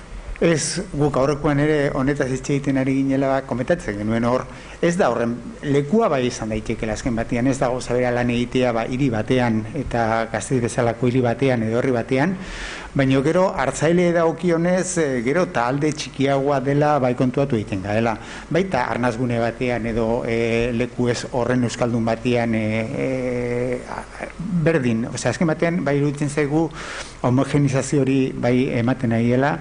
Gaur egun Gasteizko gazte batek eta kanpezuko gazte batek euki ditzaken gustuak edo nahiak eta nahiko antzekoa diela. Bai, eta alde horretatik igual ez dela pentsatzen dugun beste alderik. Lekua bai, horre leku bakoitza daukan azpiegitura, dituen beharrak, daukan historia, eta aldorretatik aukera batzuk egongo dira, eta egongo dira ere gainditu beharreko langa batzuk, baina hori gehiago daukaz ikusirik, hori historio horrekin, gazte tipologiaekin baino. Eta egite... Bai, aurrekoan prestatzen ari ginenean ingurua, honetaz berbetan esaten genuen. Kanpezuko gazte batek, edo gazteizko gazte batek, kulturarekiko eukidezakeen atxekimendua ezberdina da? Ba, uste dugu ezetz. Ze gaur egun, kanpezuko gazte batek nahi badu, iriz daiteke kulturara gazteizko bat bezain beste. Ez bere herrian agian, ez kanpezun agian, eta horre bai dago ezberdintasuna, baina bai bere gogo edo kulturzaletasunari dagokionez, ez? Ez sarea hor dago, lehen ezin zinen iritsi eduki batzuetara orain erraz iristen zarena, eta gero komunikabideak, garraio bideak eta hori da nahin beste aldatu dira, eta ez hori bakarrik ikastera etortzen dira hiriburura, eta gero arnazgune edo ez, imaginatu Gazteizko edo Barakaldoko edo gazte bat izan daiteke, ez da hain kulturzela izango Azpeiti edo Ondarru edo uste dugu ez, ze uste dugu globalizazioaren eragina berdin pairatzen dutela, pairatu edo ez, bakoitzak jakingo duzet, baina berdin eragiten diela leku guztietako gaztei. Aitziber genero aldetik edo kontuan hartu beharrekoak edo zain duzuzuko? A ber, nik uste dute topagunetik lantzen diren proiektu guztietan derrigorrez genero lanketa bat egiten dugula, genero ikuspegia jorratzen dugu proiektu guztietan, ez nahi dugulako, horrela izan behar duelako. Orduan bai saiatzen gara, adibidez gau beltzean, gauza batzuk dena hartu izan dugu kontuan, adibidez janskera mosorroetan, mosorro berdinak dira, emakume, gizonezko edo ez binari bentzat, denentzat.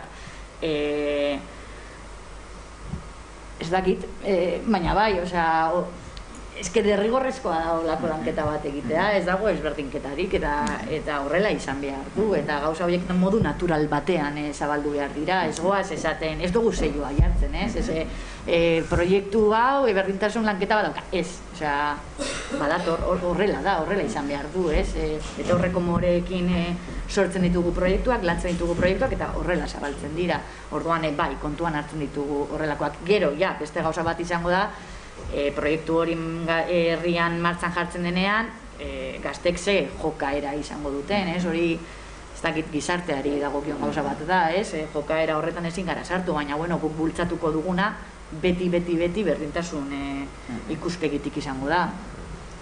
Nik datutxo bat emango dut, gutxi gora bera aipatu ditugun deialdi ezberdin horiekin, batera deialdia edo gazte sortzaileak edo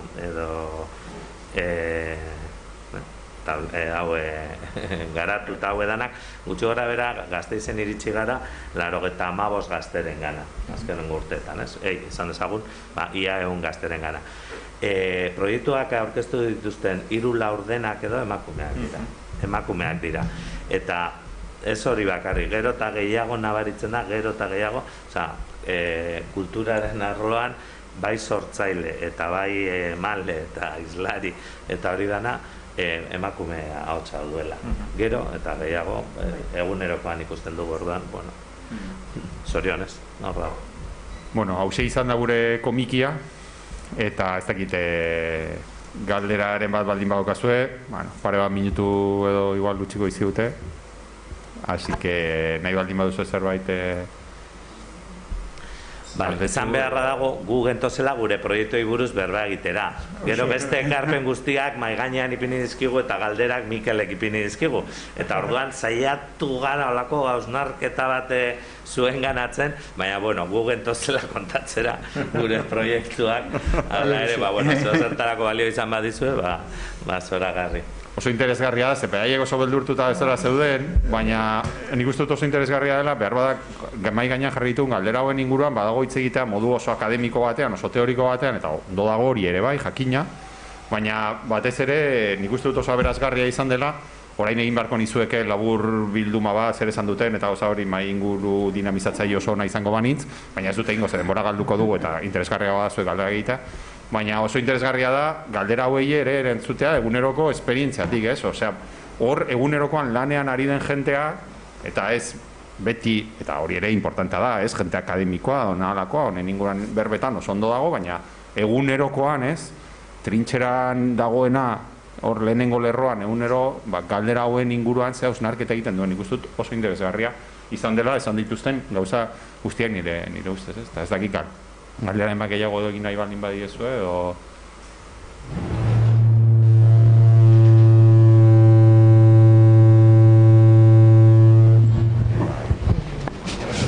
Bueno, a ver, niri egisa zen, gauza desiente mobiru jat, danik, bota daudean, ez? Nolabait gazteek edo nerabek igual eskatu aldozkuela eta guk erosi aldogu edo ez? Eta hor, pixkat, zalantza sortu jat.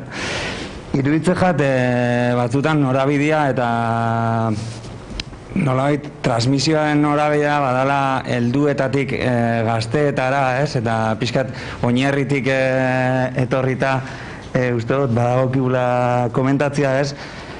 Hor, purutasun eta moralismotan batutan jausten gara, ez? Eta iruditze jat, horren mugarria adibidez izen zela Korrikaren bideoklipa, ez? Korrikaren bideoklip apurtzaile hori nolabait, ez? Iritzi ezberdinak sortu zitsun. Eta iruditze jat, nerabiak, eta aurrekoan hemen ingendun nerabezaroan inguruko jardunaldi bat, eta aipatzen zen nerabeak badirela orain arteko praktikak eraldatzeko aukera bat, ez? Hau da, orain arte horrela eginda eta igual gauzak ez dute funtzionatzen, ez? Eta horren pista edo ematen dozkue nerabiak, ez? Eta iruditze jat, kriston lana egiten dela, ez? Gazteiz baten, nerabeak erakartzeko, eta zerabait kontuan hartzen ari garela, ez? Nerabe edo gazte horiek. Eta iruditze jat, etorkizuna egongo dela, benetan horrek aintzat hartzen baditugu, ez? Eta hortik zerbait hibridoagoa lortzen badugu, ez? Osea, purutasunetik hibridazio batera pasatzen bagara. Hori pixkat nire ekarpena.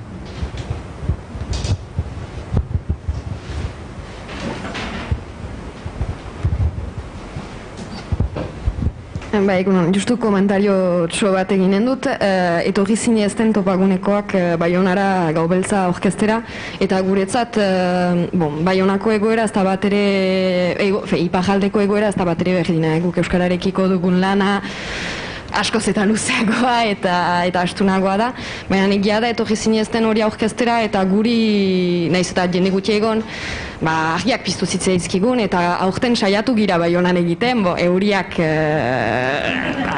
euriagatik utzi ginuen baztegera, baina egia da guretzat oso garrantzitsua izan zen aurkezpen hori diren euskarriak ere ahapatzea, zeren titau batez, aste batez lortu ginuen zerbait antolatzen euskarriak bat ginituelako webunean eta azkenan utzi ginuen, azken momentuan utzi dugu, ahatsaldan euria hasi zen karraska, joaldunek jaiten ziaten, guk ezin ditugu lajoak eta gorrien bonbonz egiten dugu, eta utzi ginuen. Informazioa ez zen aski pasa, zeren bertan egon ziren ugei bat pertsona eta niri deika, eta hor ziren nuen, zergaitik bertan bera utzi dugu, egin behar ginuen ala ere, zeren zen jendea. Hola izan da, eta egia da guk, komentatzen zinuena, Halloween euskaraz egitea da, gisa batez, baina egia da, naiz eta gaztei zuzendua den, guk egia da zuzendu dugu pixka guzieri, ziren Baionan ez da itzordu euskaldunik, niri iduritzen zait Donostian erekin, eta helburua Baionan da zinez erakusta hor girela gu euskaldunak zeren asko gira, eta Gau Beltza izan da parada pixka dena elkarte eta biltzeko. Beraz, ez dugu egin aurten, baina urtatxentzat ari gira zerbait hor ikusten, eta iauterientzat eta ere. Eta egia da, naiz eta zuek egiten duzen zuzendua den nerabei guk gure kasuan, iparraldearen kasuan egia da, badugu hainbeste lan errekuperatzeko Euskararekiko eta denei zuzentzen dugula eta bada jendea. Eta hor hartzen gira, jende interesatua dela, aekako ikaslak etorri direla eta holako, justu hori komentatzeko. Zinez guretzat, iparraldetik ikusirik, zuek bultzatzen duzena guretzat, kristona da. Naiz eta hor ziretea, ez dugu lortu, laro gehieta, bost gazte guretzat, zinez guretzat da zerbait ametxeko, eta espero dugu lortza, baina egia da badera lana, eta holako adibideak behagik bat direla gure fe. Espero dugu guk kapaz izanen girela laster euskarazko gauz dinamika propioak sortzen, baina guretzat garrantzitsua da egiten duzuen lana, eta eskertu nahi dizuet adibidea ematagatik. Eskerrik asko. Gatua dugu ja, beraz. Urrengo maikuraren txanda.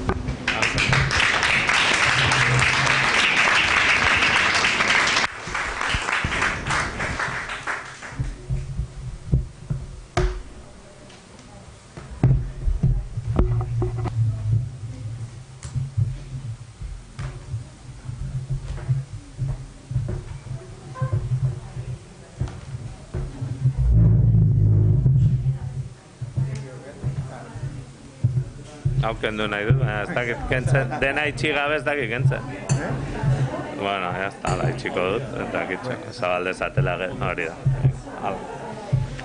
Vale. Oso ondo. Está batzuk zarete, oso ondo. Bai, oso ondo. Bai, ni uste oso interesgarri.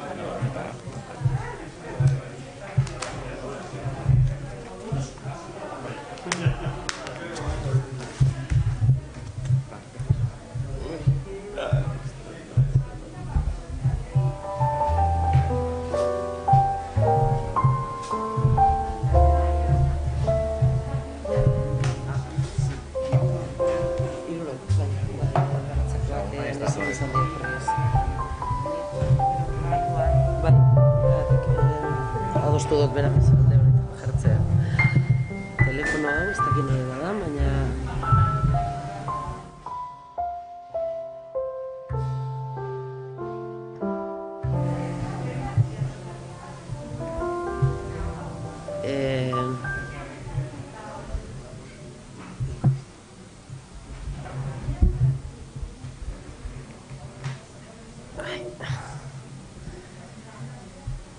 Gartzen dago.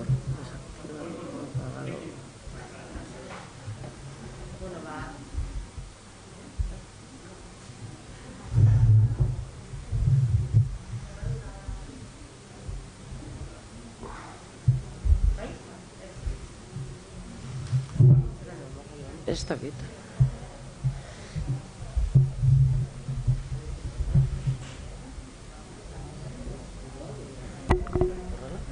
Bai?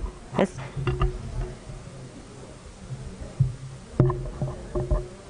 Hau bai. Tori. Orain bai. Bai. Bai? Orain bai, ez da? Entzuten da.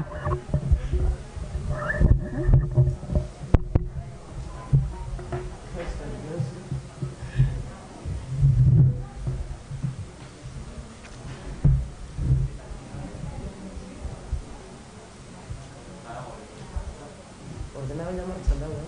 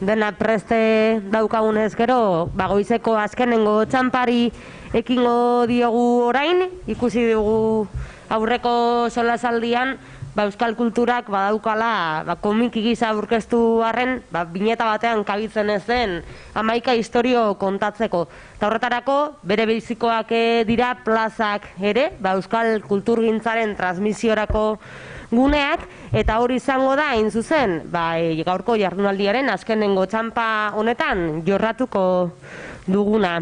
Horretarako, Euskal Herriak zorionez baditu hainbat proiektu eta espazio, eta horietako bi lagin edo bi plano ekarriko ditugu guztion belarri eta ideien laborategi edo buru horretara, eta aurkeztuko dizkizuet nire eskerretan Joana Olabarria, Astra proiektuko kidea da bera, eta nire eskubikaldean Xabier Gartzarain Dinamoko ordezkaria.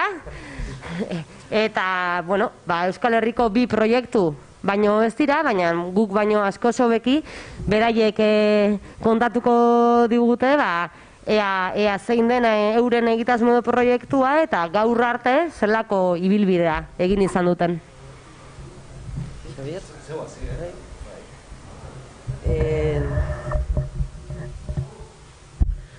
Ibilbidea ja 16 urtekoa da, beraz saiatu naiz iruditara ekartzen, ze azalpenekin hasten baldin naiz, arratsaldean ondikan hemen gauz kubata batekin. Orduan, Astra Gernikan kokatzen da, 2600 metro karratutako eraikin bada, Antxina arma fabrika bat eta industriarako beste hainbat produkziorako erabiltzen zen fabrika bat, eta Gernikako herriarentzako sustengu ekonomiko garrantzitsua suposatu izan eben fabrika bat.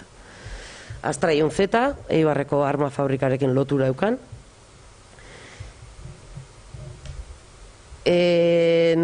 Fabrika fabrika bera kiebra ekonomiko baten ondorioz utzi gelditu zen, eta garaiaretan herriko gazte eta musikariak batez ere planteatzen dira Gernikak kultura iraultza eta eraldaketarako gune baten beharra eukala. Hainbat batzar egiten dira eta okupazio bat ematen da. 2004, 2005, ez da hik. Ez geukagun kanaik, garaiaretan. Okupaiten da eraikina, ateratzen gaituzte hortik, atera ez, ezin zai hemen egon, urten iten gara. Egisa da, beti esaten dugu, baina nola baita Astran lagunak izan ditugula baita infernuan ere. Orduan garaiaretan, abokatuekin, erregistroko jentearekin, ikerketa satorlanak egiten aritu ginen, denuntzia bat etorri zen, denuntzia bertan bera gelditu zen, berriro okupatu geben, otzaian. Eta goian ikusten dozue Astra okupatu gendunean, Astra obratan egon zanean, eta Astra eraberritua. Eta behian ikusi alduzue gaur egun Astrako espazio ezberdinak. Eraikin historiko moduan katalogatzeko eskaria egin gendun, obra etorri zanean arrisku eguelako eraikina erainzteko eta bestelako eraikin sortzeko, eta guretako benetan garrantzitsua gure ondarea, historia eta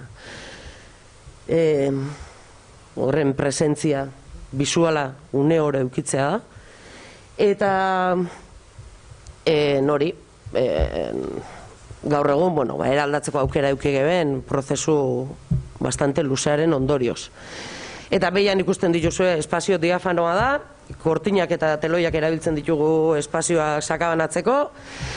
Hasiera baten lehen bi solairuak erabiltzen hasi ginen, eta gaur egun 3. solairuan ere batukada bat, aikido, irratia, margolariak eta kristoana mugitzen da. Eta hoixe apur bat, espazioa oso praktikoa da. Zikintzen baldin bada ez da inporta, osea, garbitu alda. Eta oso baliagarria dira oso gauza anitzak egin aldizate. Eta hau ibilbidea. A grosso modo.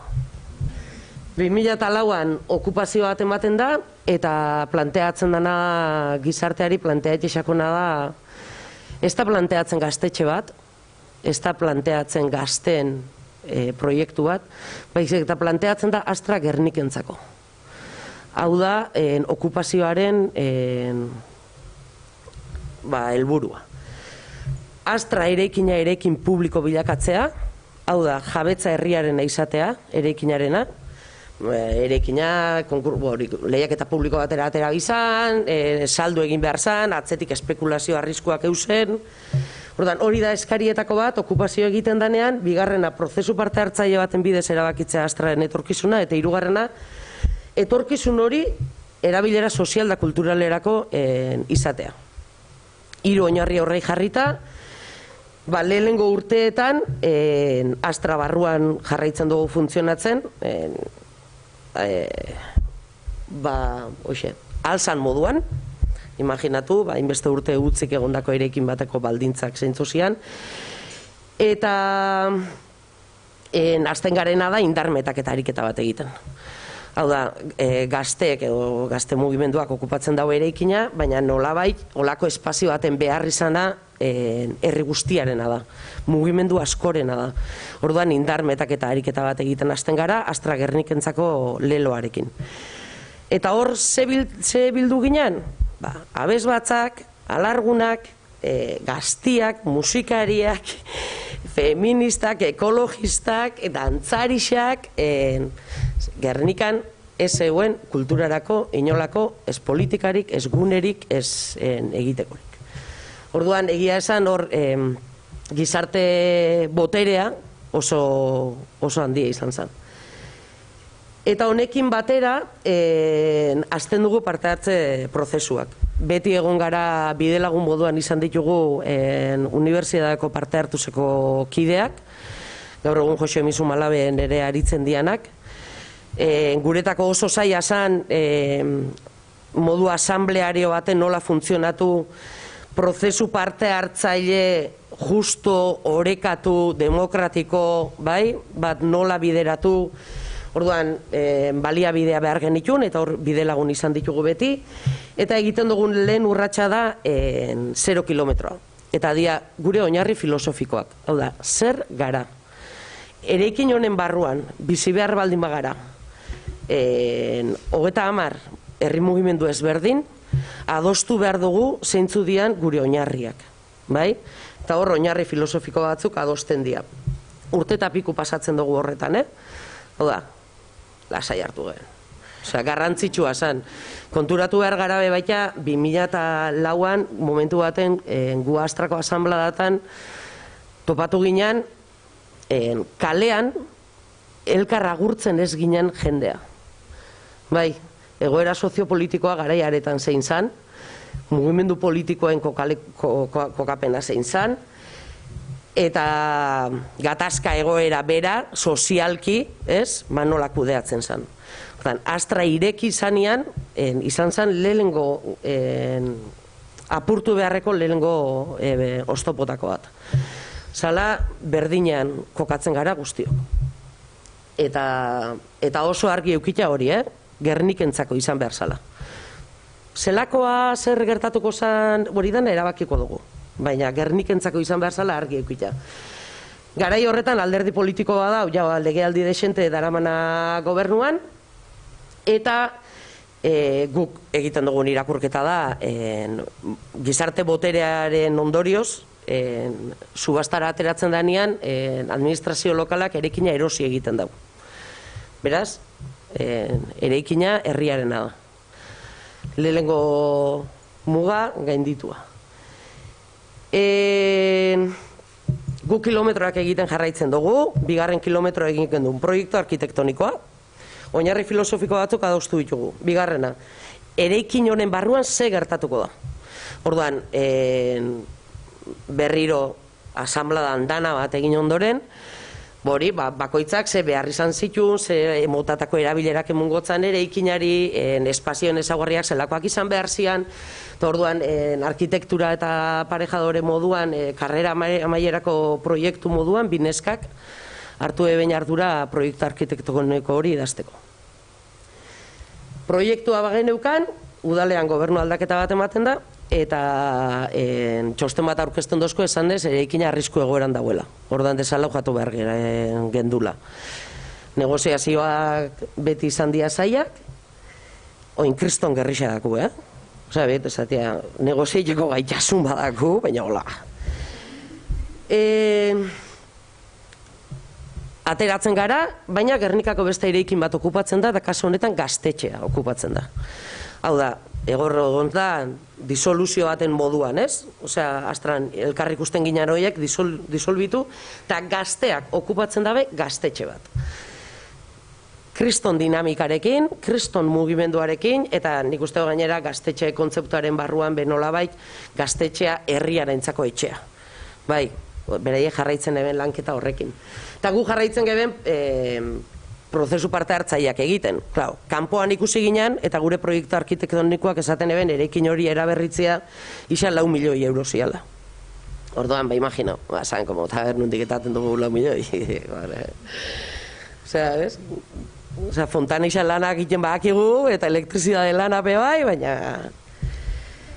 gobernu aldaketa bat emuten da Eusko Jaurlaritzan.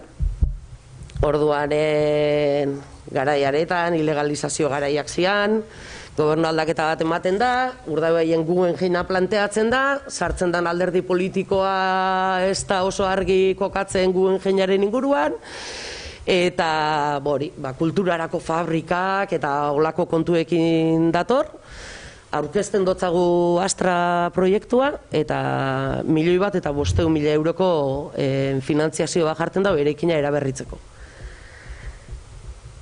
Baina eraikina eraberritzeko aukera ikusten dugu posible. Gu jarraitzen dugu kilometroekin, Osea, une oro jarraitzen dugu, gure definizio prozesu horrekin. Ikusten dugunean posible dala eraikinera bueltatzia, kudeaketaren inguruan hasten gara hitz egiten. Baina ez bakarrik kudeaketa ekonomikoa, gizako kudeaketa, denboren kudeaketa, behar izanen kudeaketa, kontutan izan behar dugu hori, ze aniztasuneri buruz hitz egiten ari garen momentu horretan. Obra egiten da, gure buruko minekin, ze imaginatu, osea, gu ikusi ginen lehen esan dauen Triángulo de las Bermudas hori, gure Triángulo de las Bermudasan, udala, Gernikakoak, ez da egite ezagutzen duzuen, baina un nivelon, Jaurlaritza eta Astra. Osea, triangulo horretan mugitzen ginen une oro. Eraberritzen da eraikina, eta sartzen gara berriro eraikinera, udalarekin lagapen hitzarmen baseinatzen dugu, eta hor jarraitzen dago. A grosso modo, 3 oinarri, okupazioa, baliabide moduan, gaur egun eraikina publikoa da eta erabilera hitzarmen baten bidez kudeatzen da. Autogestioan oinarritzen den proiektua, gaur egun eraikina administrazio lokalaren ardura da, bai, eraikinaren segurtasuna, argia eta ura, eta elektrizitatea. Eta proiektuaren kudeaketa autogestionatua da. Eta asamblearioa da, baina negia esan funtzionamendu egitura badako. Eta gure oinarri filosofikoa dira parte hartzailea gara, autoantolakuntzan sinesten dugu, sortzailea gara, euskaldunak, feministak, kulturen arteko sustatzen dugu, sostengarritasuna, belaunaldien arteko antimilitarista, memoria historiko duna eta diru irabazi asmori gabekoa. Hau da, Astra erabili, Astran bizi, Astran egon, Astran mugitzen den orok bere egin behar ditu oinarri hauek. Eta hau da gure basea. Bai, edonor ulertzen da bena eta edonor, osea, Astrako edozen proiektutan baldin badau kokatu behar da kontzeptu hauetan. Lan egiteko moduan, da bizi jarrera bat. Nik esan behar dutena da, inbeste urteko ibilbideetan eta, osea, errealidadian Gernikarrok eraldatu egin gara. Osea, gure komunikazio modua beste bada, hainbeste asambleatan egon gara, eta hainbeste bilera egin ditugu, eta hainbeste, errespetuz, empatiaz, bizi jarrera bat garatu dugu. Gizartea, osea, nabaritzen da, eta hori urte askotan nabaritu izan da. Orduan, hori. Bale, hurrengoa, antolatzeko modua, antolatzeko modua ikusten duzu egitura. Asamblea da urtarokakua, kudeak eta lantalde bada, 15 biltzen dana, eta dauz lantaldeak. Horra gertzen dira lantaldeak, baina igual lantalde baten dauz 2 pertsona, Osea, biet esatia, dimensioak eta danok ezagutzen baldin baditugu gaur egungo 21. mendeko aktivismo eredu berri hauek, lana egitea koñazo badala, sentitzen dut, kontzeptua. Hau da planteatzen den egitura, bai. Lantaldeak dauz, lantalde horietan jentea bolondrezko lana egiten dau, aktivista da, eta dau pertsona bat jardunerdiko kontratuarekin, eta da bitartekaria. Hau da, Astra proiektua eta Astrako bizikideon arteko bitartekaritza lanak egiten dauena. Bai? Egitarau lantalde bat dau, diruzaintza lantalde bat, komunikazio lantalde bat, hortu eta kanpoko lantalde bat, mantenimentu lantalde bat, asamblea lantalde bat. Bai? Mantenimentu lantaldea, igual bilean behin ikusten da, eta manila bat aldatu bida, kristal bat eta bombilla. Eta oin, inbertsio batzuk egiteko asmotan gabitz, eta inbertsio lantalde bat sortu da, bat diru hori nola kudeatu, zenba gastatu, talako gauzak eta erabakitzen. Gai horiek, erabaki beharrekoa kudeaketara eramaten dira, kudeaketa be irekia da, edonor parte hartu aldau. Lantalde horietako ordezkaria dauz, baina gero irekia dira, edonor parte hartu aldau. Alderdi politikako ordezkariak izan ezik. Eta gero egiten dena da urtarokako asambladak, baina erabaki handiak suposatzen da benak.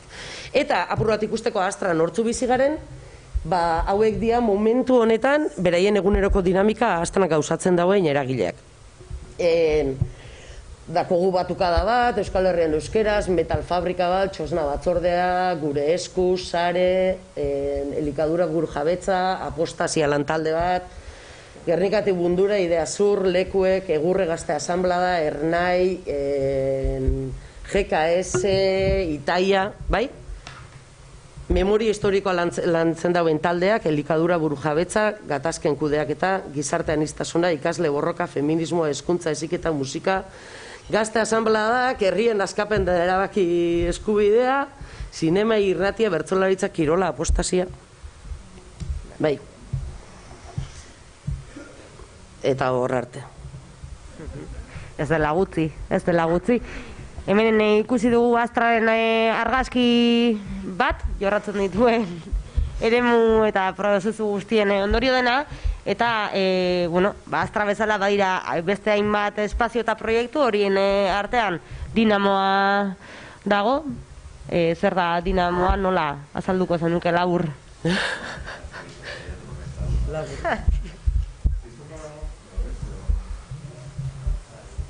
Estela, bai? Bai.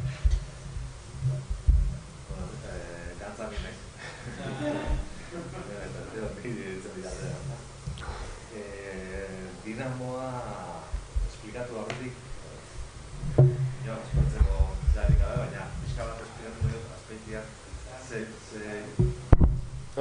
hartu, bai. Ez, Dinamo esplikatu aurretik pixkat esplikatu nahi dut, Azpeitian ze ibilbide eman den olabait orain Dinamoa egon ahal izateko edo existitu ahal izateko. Labur-labur, eta hoxe zartzela da potol txamarrekin, 1988an hasten da Azpeitian jendea biltzen, ikusten txalako behar batzuk zeudela, batez ere 3 alorretan, euskaran, hori gero hitza egingo dugu nahi baduzue, arnazgunearen eta asunto hori, oso interesantea baita. Euskaran ikusten zen behar handi bat, etzegoen inolako planik, eta, nolabait, berezko euskalduntasun horrekin egiten zen zea guztia. Gero beste arloa zen komunikazioa, pixka bat euskalarekin lotuta baita ere, orduan hor sortu zen nolabait tokiko komunikabide baten asmoa edo nahia, eta hirugarren puntua kultura zen.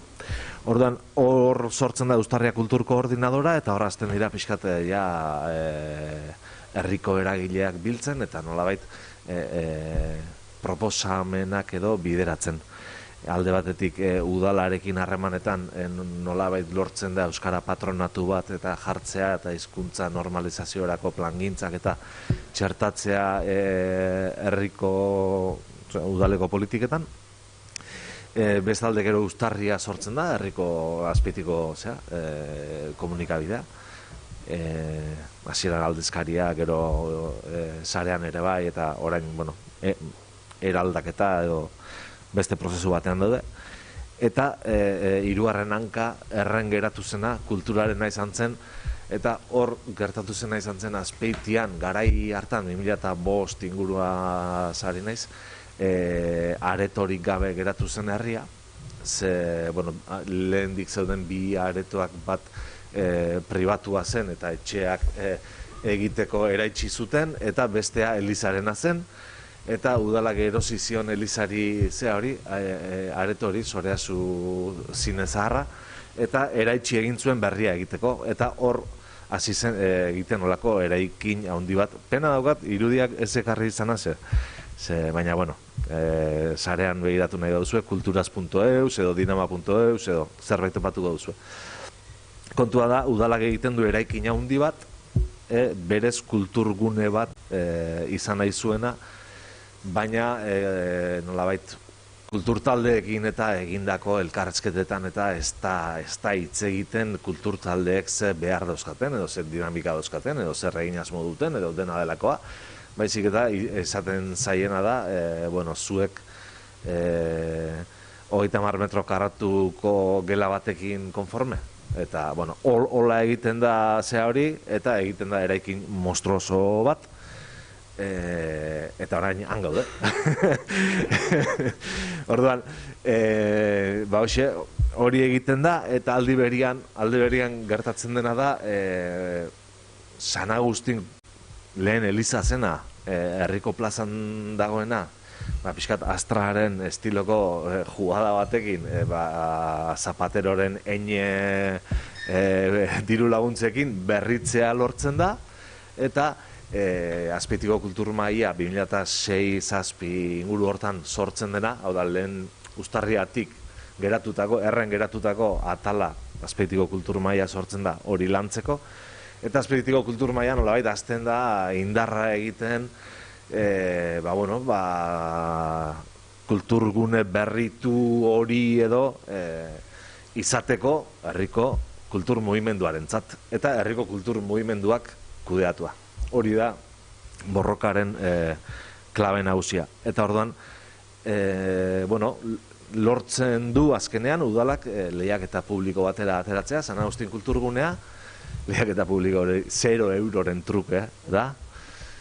Eta orduan, Azpeitiko kultur maila elkarte bat da, baina lehiaketa horretara aurkezteko sortzen du kooperatiba bat, Azpeitiko kulturaz kooperatiba. Eta orduan, irabazten du lehiaketa hori, eta horra azten da nolabait San Agustin kulturgunearen duela 10 urte. 2011an, azten da San Agustin kulturgunea martxan, baina lehen ez dut aipatu, baina udalak nahi zuen izatea leku bat, abes batzak kantatu behar zuenean bakarrik irigitzeko leku bat. Eta hor lortu zena izan zen, hau irigiko du, goizeko 9:00etan, taberna bat eukiko du, eta egongo da irekita urteko egun guztietan. Eta hori izan zen pixkat apostua, eta hori da lortu zena, eta hola hasi zen funtzionatzen San Agustin kulturgunea, eta nahiko denbora gutxian lortu zuen San Agustin kulturguneak, nolabait kulturtalde, baina ez bakarrik kulturtalde, baizik eta herriko beste eragileek ere erreferentzia gisa hartzea, bai bilerak egiteko, hitzaldiak egiteko, dena delakoak egiteko. Eta hor, San Agustinen bueltan sortzen da nolabaiteko mugimendu bat, eta urrengo pausoa da kultur mailak eta kooperatibak erabakitzen dute 2014an Soreazu zinearen lehiaketara aurkeztea. Eta irabazten dute lehiaketa hori, eta orduan ja kulturaz kooperatibak kudeatzen ditu San Agustin kulturgunea eta Soreazu antzokia edo zinea. Baina oso zea diferentekin, oso kontratu edo baldintza diferentekin. Baina, bueno, ja, bi leku dauzka eta bi espazio kudeatzen dituenez, bueno, proiektua ere pixka bat handitzen joaten da, baita ere ikuspegiz. San Agustin batez ere oholtza bada, eta orduan, bueno, kontzertuak egiten dira, eta holako gauzak egiten dira, baina Soreazu antzokia hartzen denean, jendeak beste ikuspegi bat txertatzen du, eta ja azten dira antzerki sormen egoitzak, eta holako egonaldiak eta egiten, edo gutxienez holako gauzak planteatzen. Hori 2014, 15, inguru hortan, imaginatu. Orduan, ikusten dena da, bueno, bi oholtza daude, baina zer falta zaio Azpeitiko kultur mugimenduari. Eta hor nolabait sortzen da sormen gune baten beharra. Eta 2016an azten gara, ni orduan sartzen naiz, movida hontan, 2016an azten gara parte hartze prozesu luze batik. Eta, bueno, pixkat, udalak planteatzen duena da, bueno, Soreazun, ez dut aipatu lehen, baina mostru hori utxik. Soreazu antzokia ez beste guztia, utxik egon zen urte luzez. Orduan, udalak planteatzen dio kultur mailari eta kooperatibari, bueno, zer egin dezakegu hemen, eta guk hor azten dugu parte hartze prozesu luze bat, eta egiten dugu dinamoa sormengunea. Udalari, bueno, guk ere nolabait oinarri filosofikoak, zer egingo dugu hemen, zertarako da, holako zea bat. Eta gero ja udalak obraren zea hartu zuen, eraberritze obra bere gain hartu zuen, eta 2019ko udaberrian bukatu zen obra. Eta aurten, eta hori bada klabe bat,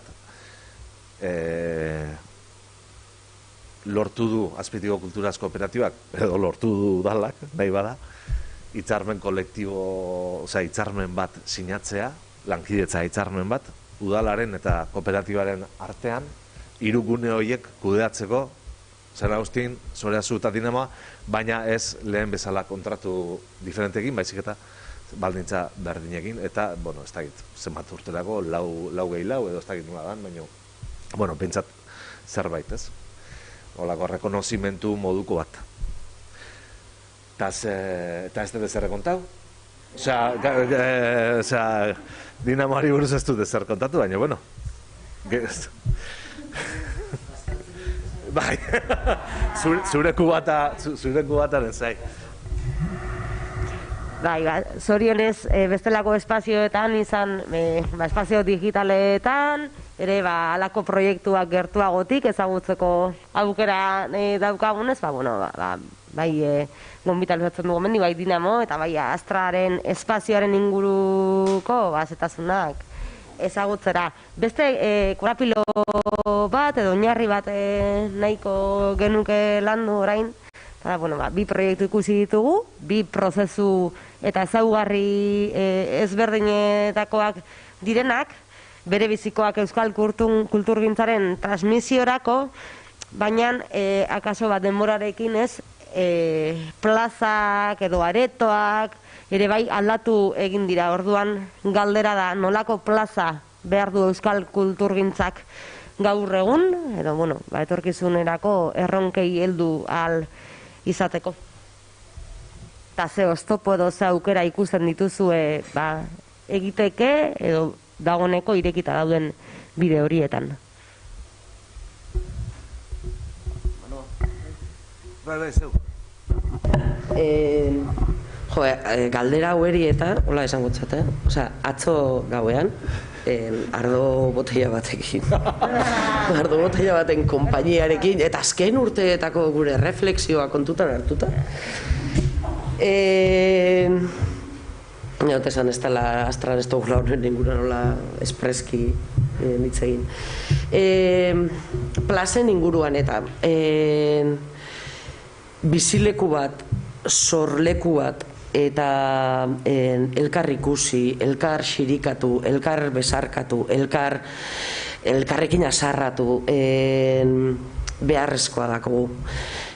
Bestelako elkarbizitza egitura baten moduan, egunerokoak benetan ezagutarazten gaitu. Bestela, agurtzen gara eta oso ondo, baina eguneroko martxa horrek, orduan lekuak beharrezkoa dira. Baina egia dana da, adibidez Astraren kasuan, Astra Gernikako trenbidearen alde batera kokatzen da, eta gero pabelloi industriala dauz. Eta une oro gure begirada egon da trenbidearen beste aldean. Hemen bizi gara, hemen sortzen dugu, hemen eztabaidatzen dugu, hemen gertatzen da gure bizitza, baina errealitatean gure erronka trenbidearen beste aldean gertatzen den mundu horretan dago. Orduan, plazeri dagokionez eta lehen aipatu duzura eta grazien jostez, Oian Eder, Aizea eta Rapa, eta badakogula dinamika bat, eramaten ditugu estableziutako espazioetara. Eta nik uste dut okupatu behar ditugula kaleak. Ahaztu garela, eta nik uste dut hor, bastante...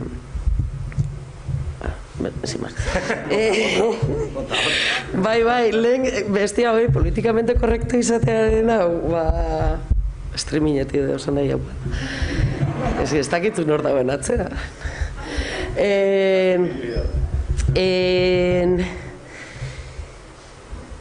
Jendea etorri baino, gu joan. Nik uste dut dala lan egiteko modu bat. Eta ari gara GKS-eri buruz, egurreri buruz, feministeri buruz, memoria historiko lantzen da benei buruz, da, hau antolatzen dugu, eta ia zema jende datorren markatu, benetan interesa baldin badau, guazen kalera, kalean sortuko dugu, kalea elikatuko dugu.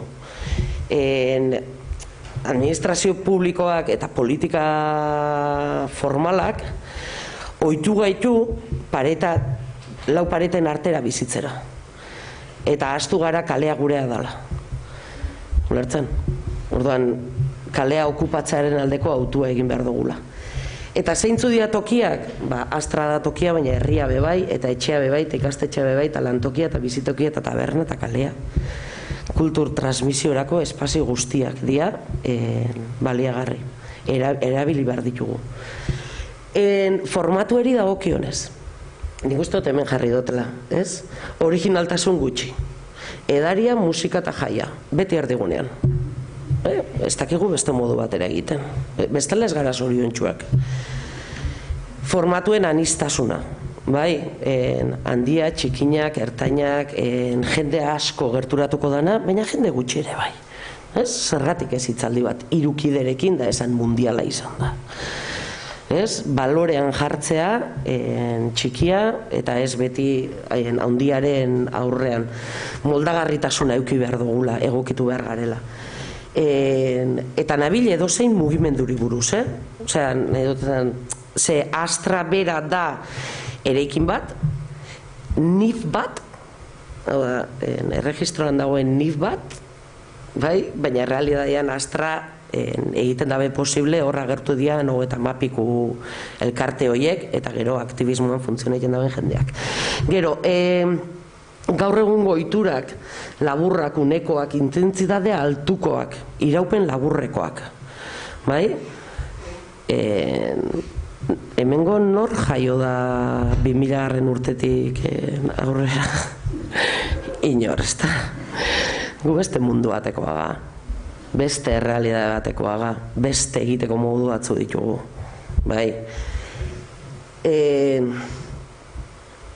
Eta gero,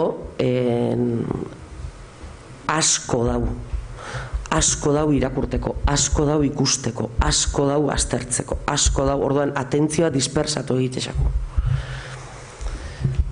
Gauzak asko aldatu dira. Sentitzen dut, baina... Bidezatia ni nostalgiaren gatik, baina gero ez dakin norken aipatu daben, oinarritik ustoten lehen egin daben aipamena, gazteak apurtzera datoz. Beti etorri gara apurtzera.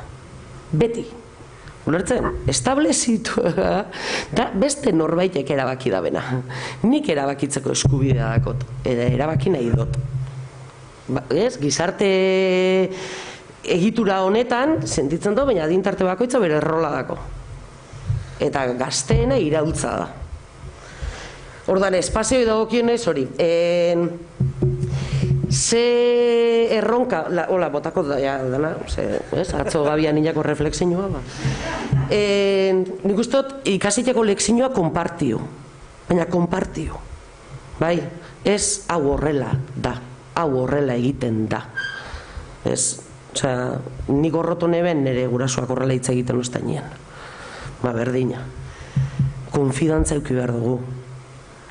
Gure lehengo generazio bek gugan ezekoen konfiantzaik, panki batzu ginen, osea, zulo beltzetan sartuta gode ginen porruak erreten, ulertzen, konfidantza euki behar dugu, beti. Hobeagoa, okerragoa, baleia, osea, ezberdina, ez da besterik, ulertzen, kontu zibile bergara gizarte moduan olako baloreekin. Aurrez aurreko elkar bizitzaz, ez? Horrek laguntzen gaitu elkarro beto ezagutzen. Lana egitearen balorea, ez? Lana egin, tio, hartu atxurra, fan hortura, landatu, osea, bestia, ez. Gaur egungo dinamika beste bada. Eta gero, guretako oinarrizkoa da hori, gizarte ereduaren eraldaketa da gure helburu. Finkatu behar ditugu oinarri batzuk zer nolako gizartea sortu nahi dugun. Oinarri filosofikoak adostu genitu moduan? Berdina. Gizarte ereduari buruzko oinarri batzuk adostu behar ditugu. Eta gero ja bakoitza bere estrategiak. Horre heldu aldizateko. Nola zan? Zordu da. Togei. Bai, denborarekin aldatu egin dira jendartaren ohiturak, espazioak eta prozesuak eta parte hartzeko moduak ere bai. Zuen esperientziatik edo Dinamoa edo Azpeitiko proiektu horietatik abiatuta, nolakoa izan beharko litzateke plaza eskaintzen, plaza edo espazio hori euskal kulturgintza erdigunean egon dadin.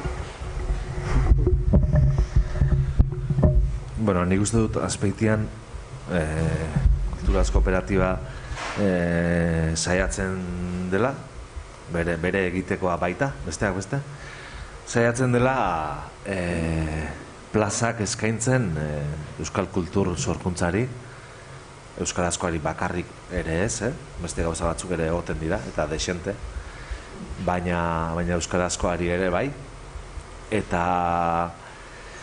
eta alde horretatik, nik Azpeitikoa kontatuko dizuet, San Agustin dago, gauza asko egiteko balio duena, Zoreasun ere beste milaga kontu egiten dira, eta Dinamoan ere bai. Eta batez ere Dinamoan zentratuta, guk hasieratik neko garbi ikusi duguna da, pixkat, ez dakit gauza, ez dakit loturari baduen, baina nik uste dut nola baiteko lotura baduela.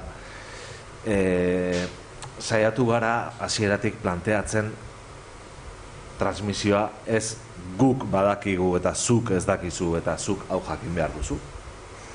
Osea, baizik eta, nolabait, hau sortzeko, lanerako, zure gauzak egiteko lekua da, etorri eta gozatu. Eta hor, behin prozesu edo bide hori hasten duzunean, joango zara ikasten, deno joan garen bezala. Zenirik erokoston grazia egiten di, transmisioaz ari gara, denbora guztian hitz egiten, gu jakingo garen bezala, gazteek zer jakin behar duten, eta gustora jakingo nuken geu zerrekin elikatzen garen, gure egunerokoan. Ze, telebista ikusten dugu denok, nik uste dut, baina garbi dago ETV ez dugula ikusten, audientzia datuek ala da diote. Orduan, esan nahi, batzuetan, eta lehen ere egiten zela esango nuke, eta orain ere bai, gazteen gan uzten da, nolabait, herri hau salbatzearen ardura, eta ez da justua, ez da justua.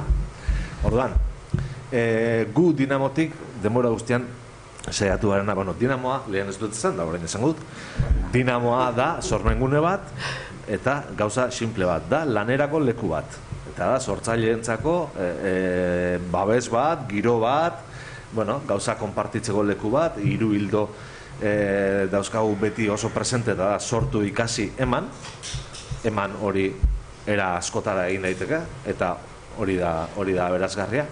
Baina, horiek dira gure lan hildoak, eta, egiten ditugu tailerrak, ikastaroak, hitzaren eskola egiten dugu, gauza asko egiten ditugu, antzerki sormen egonaldiak, eta gauza asko egiten ditugu, eta ez naiz hasiko banan zea egiten, baina guretzat bai da importantea hori. Hau da, zerbait egin nahi duen orok leku bat egitzea, nun bere harrikada hori lantzeko aukera izango duen, ez? Eta noski, saiatzen gara hori euskaraz izaten, eta euskarazkoa sustatzen, baina, ez dakit, batzuetan gehiegi behiratzen diogu euskara horri, Bakit, ni baita ere Azpeititik ari naizela izketan, eta diferentea dela beste leku batzuetan, baina behar bada euskal hori sartu beharko genuke parentesian batzuetan, eta kultur sorkuntzari behiratu, eta kultur gauza horrek zer esaten digun behiratu, ez? Ze askotan, eta justu bidean gentozela aipatzen, euskal kultur sorkuntzaren transmisioari buruz hitz egiten hasten gara, eta ematen dute dena gauza bera dela, eta denak zaku berean sartzen dugu, eta ez da hola. Orduan, liburu batzuk daude onak, beste batzuk onxamarrak, eta beste batzuk ez direna onak, eta danean da hola, hemen ere bai. Orduan, hori da pixkat, niri etzai da inbeste gustatzen ikuspegi zea hori, gustatzen nola zen. Abertzalea, euskaltzalea, ez da hit. Hau da, zerbaitetarako da beti, kultura beti da, edo euskararen salvaziorako, edo herriaren zeharako, edo euskalaren independentziarako bidea, edo beti da zerbaitetarako, baina balio behar duen horretarako ez. Orduan, hori da asuntoa. Gu pixkat saiatu gara, eta badakit Azpeititik nator, eta munduko herrik euskaldunena da, eta roli hori dana. Eta orduan, hortik ari naiz izketan, badakit, baina esango nuke, pixka bat behiratu behartzaiola baita ere, euskalen ondoren datorren horri ez. Eta transmisioari behira ere bai. Eta ondo esan dan bezala, eta handik gaina, transmisioa ulertzen dut, korrea transmisioan ez, hola da. Ez da unidirekzionala, baizik eta da, multidirekzionala, edo ez da irla. Gazteen gandik ikasi behar duzu, beste gazteak edo zaharrango gandik bezala, baina beste herrialde batzuetatik, eta beste, ez dakit, ni pixkat kontu honekin, hori, iruditzen zait, ez tala hain, ez tala edo hezkuntza ez arautua, edo bestea, edo, ez da hola,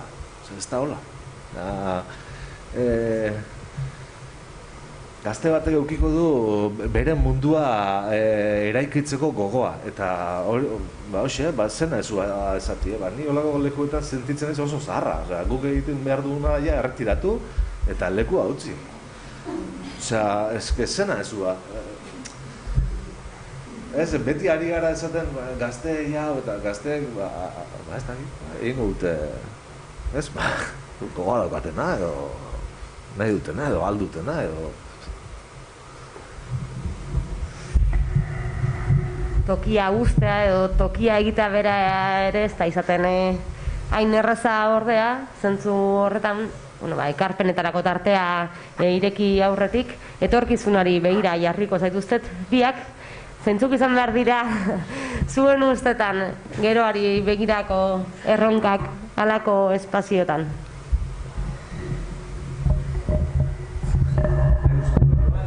Venga,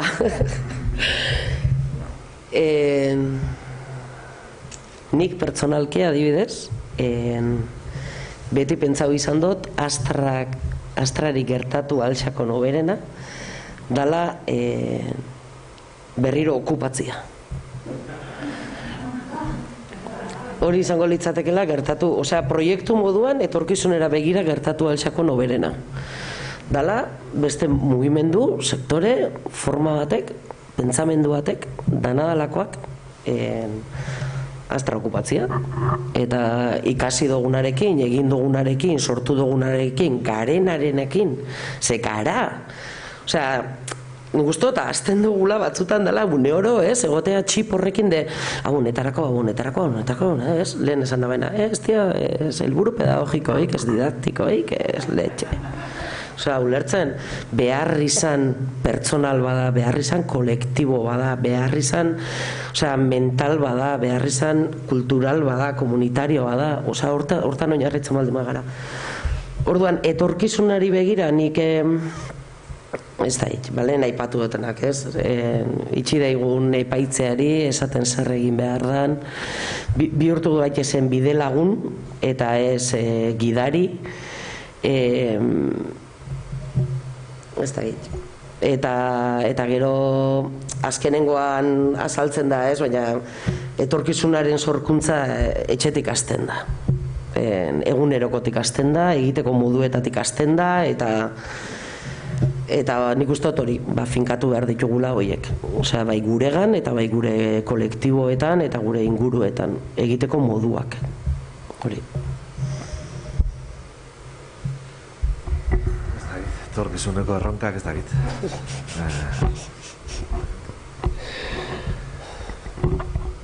Zezango izut.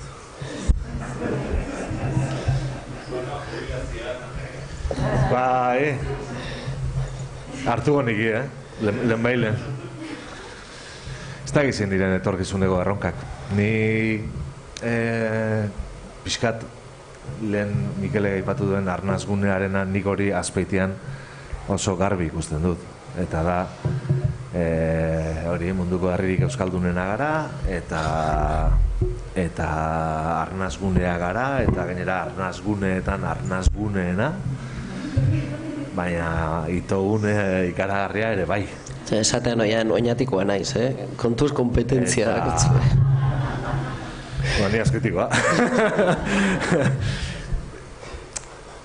Asuntoa da, eta ez dakit hori nola egiten den, baina niretzat Uztarria Kultur Koordinadora sortu zenean 98an, eta beraiek egin zuten gauza bat oso importantea, eta da nolabait berez euskaraz bizi zen herri bat kontzienteki euskaraz bizitzen jartzeko ahalegina, ez? Eta hori da nolabait guk ere errepikatu edo berriro egin nahi izaten duguna kulturaz kooperatibatik, ez? Bai San Agustinen, bai Zoreazun eta bai Dinamoan. Eta da, pixkat, hori, berez euskaldun jaiotzen den eta inguru euskaldun batean hazten den pertsona bat kontzienteki izatea euskalduna. Eta badakit oso anekdota simplea dela, baina orain dela gutxi ezagutu dugu, egon gara Azpeitiko mutil gazte batekin. 16 urterekin idatzi zuen poema liburu bat gazteleraz. Eta orain 18rekin idatzi du novela bat euskaraz. Eta, bueno, behintzat, ez da hit, osea, berak egin du, zea bat, egin du salto bat, eman dio, buelta bat eman dio, asuntoari. Orduan, bueno, niko hori ikusten dut, eta komplikatua ikusten dut, Komplikatua ikusten dut gure inguruan, Azpeitian, gero eta zantzu gehiago daude, hori, hegemonia beldurgarri batek nola harrapatzen zaituen, ez? Linguistikoki eta beste era guztietara ere bai, baina linguistikoki ere bai, ez? Eta, bueno, oso gazterik azten dira gazteak ja espainolez, gazteleraz hitz egiten, eta noski, beraien referentzia eta gauza asko halakoak direlako, eta bueno, hori ikusten dut zehatako bat, baina hori esan da, uste dut baita ere, nolabait horri buelta emateko modua ez dala doktrina eta hau egin behar duzu, baizera nolabait, beraientzat baliagarria izatea euskaraz egitea egin nahi duten hori. Baina, bueno, zatet, behin irakurri nuen albizta, ni holako txikikerietan geratzen naiz askotan, eta hortik mundu bat egiteko kapaza naiz, baina irakurri nuen albizte bat, bi gazte ikastolan edo hasi ziren biologian edo ez da izan, natur, ez dakit, ze asignatura izango zen, hasi ziren izarraitzera joan eta kamerak jartzen animaliak grabatzeko gauez. Eta esan du, ostia, ona. Mai Barberren pelikula orduan txikusitan nengoen, en fin, eta joaten ziren eta jarri zituzten kamerak eta grabatu zituzten animaliak. Gero hori zabaltzeko egin zuten kanal bat YouTubeen erderaz. Eta esan dut, nik hauen hori da pixkat gertatzen dena, ez? Nolabait, edabide, eta gaur egunean gainera, edabideak ez dira ez lokalak, ez regionalak, ez ezer, edabideak mundu mailakoak dira, eta bota behar duzu zure bideoak TikToken, ez da genuen. Horban, bakizu, euskaraz egiten baduzu, zure publikoa oso txikia izango dela, eta imaginatzen duzu, espainolez egitea kriston publiko okiko duzula, gezurra, baina, ilusio horrekin zabiltza, orduan, hor ikusten dut komplikazioa hundienetako. Nik hizkuntzari dagokionez aipatzeko, baina nadibidez guk Astran bizi dugun egoera bat egia dena da oinarrietan, euskalduna gara, definitze horrek gunabaritzen dugula jende asko, baina sartzen danean jendea, badauela hor, ez? Beste hizkuntza bat erabiltzera edo inposaketa bat ematera beste hizkuntzarena edo horren inguruan jarrera bat. Eta egia dena da, bertan ikusten garen elkarte danek, gazteleraz apenas entzuten dugu Astraren barruan, eta antolatzen dian ekimenak eta euskeraz izaten dira gehientsuenak, badau Sahararen aldeko ekimen bat, orduan, nahi dozu laguntzia, igual kartela itzuliko dugu guk, edo aurkezpena egitea nahi baldin baduzu zergatik, komentatu bat emateri, eta egin bizkuntzatan, beti, nik ustot bide lagun izatearena eta hori inposaketari gabekoa, baizik eta osaketarena. Anistasuna eremu guztietan ematen dela eta hizkuntzaren alorrean bebai, garrantzitsua dela hori ezagutzen nor garen, zer garen eta hori, baina momentoten inposaketa barik. Ni bideo bat. Entzun ditugu hainbat gogoeta, zuen artean kaso egongo da inor ekarpenik edo galderarik luzatu nahi diena. Hala baldin bada, dauka aukera. Bai, eskerrik asko ezer baino lehen. Ni galdera xumien goizek berdina bioi, bat konturatu bain naiz, aurkezten direnean egitasmoak eta proiektua eta berbadan formazio profesionalagatik eta inoiz ez deu planteatzen aurrekontua. Zenba balio duen honek, nondik ateratzen duzun, da sensazio ematen dit, lehen hartzaile bezala zenbat buru ditun hartalden hoi pekatu zela, tabu bat bezala dagoela batzutan, sensazioa dauka, eta fededuna ez nahi zenez, Xabierri, sinatu duzuen hitzarmen 3 gune horiek kudeatzeko hitzarmenak, zeba xoxa zekatxe duen, eta Joanaren... 150.000 euro. Urte bakoitzeko. Eta Joan... 3 guneetarako. Bai. Pipatago ez diu, mate. Bai, ez. Eta programak edo bekak edo hor sartzen da guztia, mantenimendua, erekinen mantenimendua eta dena? Erekinaren mantenimendua zati bat udalak hartzen du bere gain, baina beste gastu batzuk kooperatibak hartzen ditu. mantenimentua, argindarra, ez dakiz bestea. Bai, olako... Eta hor tabernako diru sarrerak eta zinekoak eta? Azpeitiko Kulturaz Kooperatiba, orain, azkeneko urtean ez dakit nola dagoen, baina orain arte, igual 185 edo zen autofinantziatua, batez ere, taberna, kontzertu eta zineko sarrera, bestelako zerbitzu, eta olako kontuekin. Eta gero udalaren laguntza eta beste erakunde publikoen diru laguntzekin funtzionatzen du. Baina, karo, orain bertan kooperatibaren aurrekontua 1,5 milioi edo da. Eta 25, igual gehiago, langile dauzka. Eta, karo. Baina, bueno, malabarak egin behar ditu kudeatzaileak, ezkerrak ni ez nahi zen. Osea, karo. Ez perspektiban jartzeko esan edo kooperatiba, 1,5 milioi aurrekontu batekin da. Oso ondo irutzen, bai. Diru, azkenean kontua diruatik hitz egitea izaten da beti. Osea,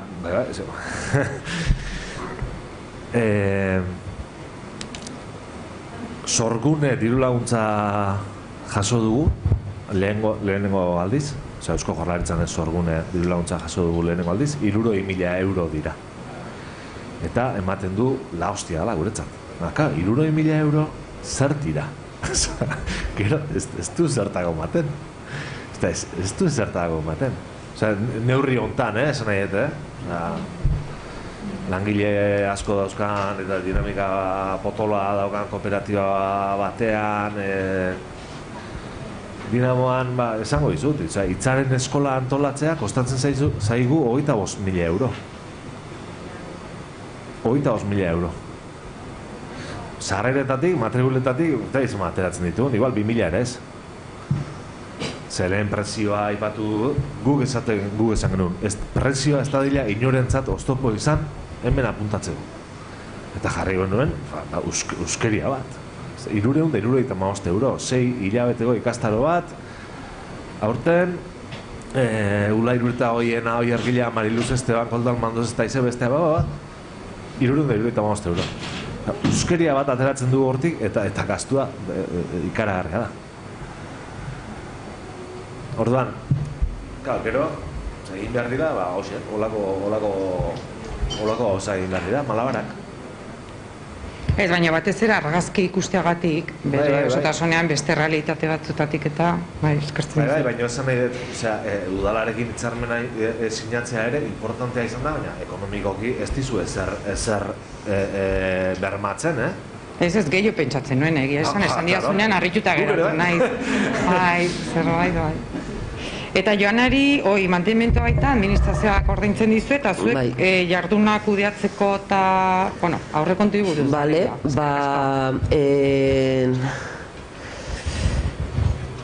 egungo egoera. Eraikinaren asegurua. Ura, argia eta elektrizitatea udalak bere gain hartzen dugu. Eta eraikin barruan gertatzen dien ekimenen kudeak eta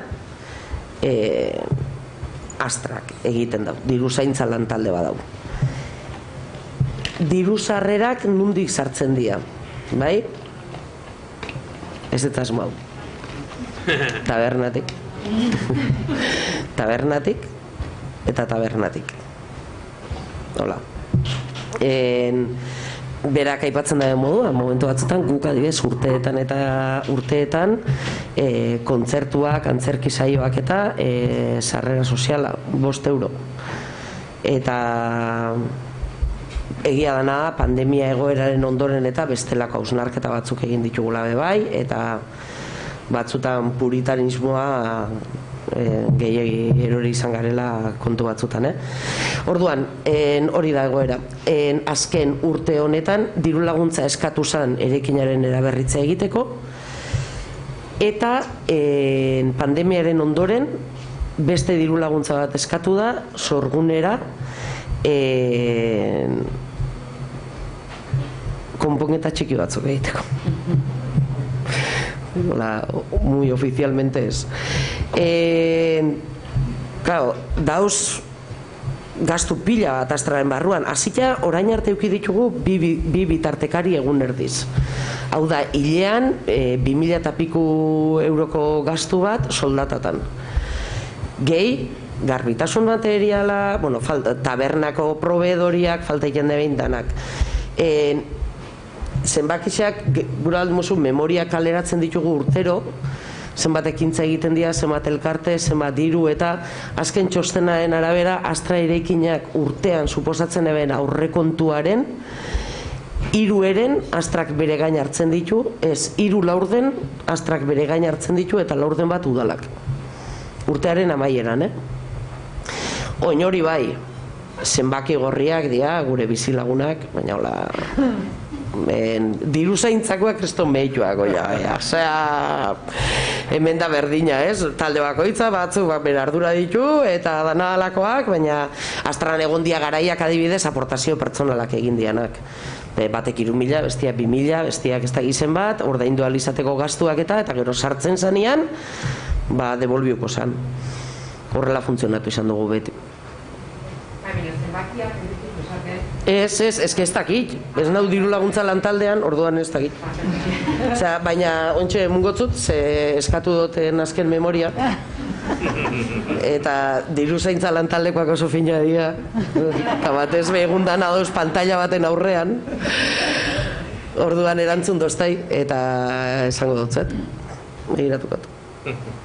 Hola, grosso modo, A ver.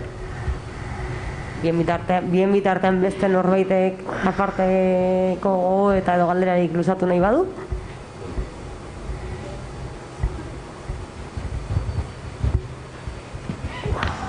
Bestela ere izango duzu aukera, nahiz eta jardunaldia aurki bukatuko dugun, Nik gauzatxo bat bakarrik. Bi eredu oso ezberdin, bisak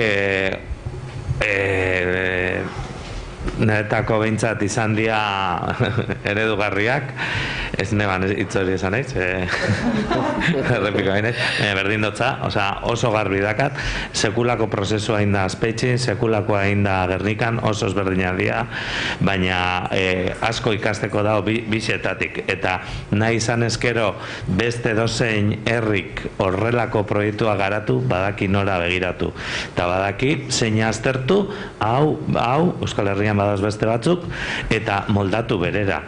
Gogoa baldin badago edozein tokitan, edozein txokitan, edozein herritxan, ikusi da, Azpeitxikoen kasuan, gantzak esan dau, herri euskalduna, eta askok esango leukie, zertarako nahi dugu Azpeitxin horrelako proiektu bat. Bagara herri euskalduna, sortzaile euskaldunak baditugu, badakau ez dakizer, badakau bestia, baina eurek eindako hausnarketatik ja ikusten da horrelako lekuetan ere behar ditugula horiek. Ez bakarri Gasteizen, Barakaldon, Iruñan, ez dakit nunez. Eta Gernikakoa, beste kontu bat da, eta kontau da joanak ja guztia, baina badaozela bebai beste proiektu batzuk, nun gaozen badakigu, Aiaraldeak intzen faktorian, denok ezagutzen duzue proiektu hau segurazki, ez baduzu ezagutzen sartuta ikusi ze proiektu da nau, eta Euskal Herrian ari dira hainbat eta hainbat proiektu ezberdin sortzen, bakoitza bere izaerarekin, bakoitzak erabakitzen du zenbat harreman eukin nahi duen erakundeekin, erakunde ofizialekin, edo igual ez dauka beste irten biderik, eta derrigorrean izan behar du erabateko dependentzia aurrekontu municipal baten gandik, edo ez. Baina, badago zela eredu ezberdinak, eta beste dozein txokitzan, egin nahi badazeo zer, kontaktuan ipintzia dela. Guk bai Azpeitikoei, bai Gernikakoei eta beste hainbateri askotan eskatu diegu gure taldera etortzia, hausnarketetan laguntzera, eta beti egon dira prest, eta hortik ikasi dugu. Eta gure proiektu aurrera ateratzen ari gara, besteen gandik ikasitxakotik. Eta uste dut denontza dala ona konpartitzia, bai hemen eta bai hemendik kanpo. Baditut, no. Ez, nire flipa bino, zenbakitza ikusioten nire. Bello, pandemia aurreko datua da, hau katastrofeat izan da. Urtosoko gastua, 1.910 euro. Astrak bere gain hartzen dago 68.288 eta udalak 22.612. Urtosoko gastua ze kontzeptutan, azpiegituratan, 5.000, barran 39.000, egitarauan 3.000, komunikazioan 2.000, kudeaketan 6.000, eta soldatatan 23.000. Nun egin izan ditugu gastuak, euneko 80 eskualdean egin izan ditugu gastuak, eta euneko 20 kanpoan egin izan ditugu. Gero, urte osoko udalaren gastua bebaita, berokuntza, argia, igogailua, dana 22.600. Astrako urteko sarrerak, barratik, Astrak antolatzen ditugu iauteria, gabonak eta olakoetan rollo fieston, kajia beteteko, jaietako txosnetatik, kamiseta salmentetatik eta rifak eta bestelako laguntzetatik 80.135 euro. Beraz, urte honetan bukatu dugu, beta horrekoak, txau. Positiboan 1.008.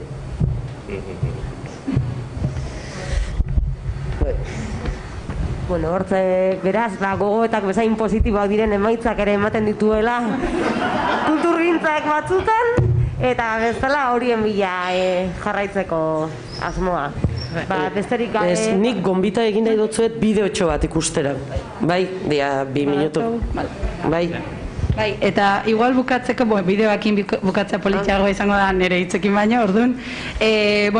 Gogotxu gelditu baldin mazeat eta sakontzen jarraitu nahi ez due, oaindik Lesaka eta Azpeitiko jardunalditako izen ematea irekita dagoela, horretarako UEUko web horrian izena eman dezakezuela, eta bazkaltzen gelditzen zareten ontzako komentatu diate ordu biterditan izango dela hemen.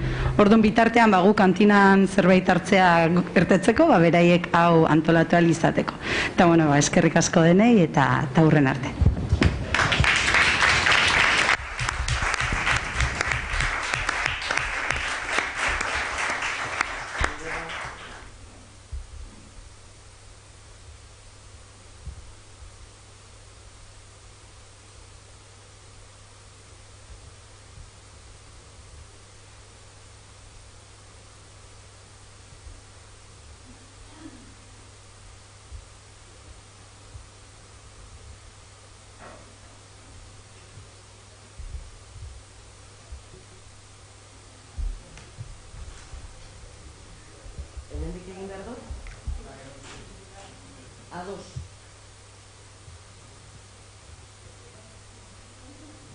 Hemendik egin behar dut. Ega, erabiltzailea. Edozein. Venga. Vale.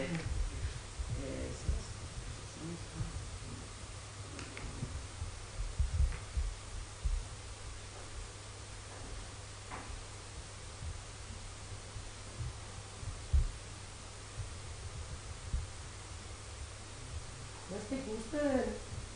Mila ordenagailu dakot, pantalla bekoitza.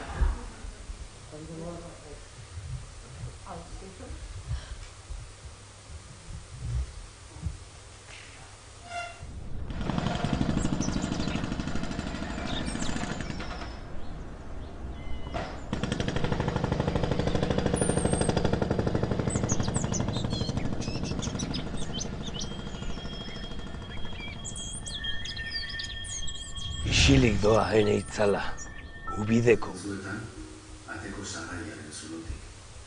Gutxi batzuetan.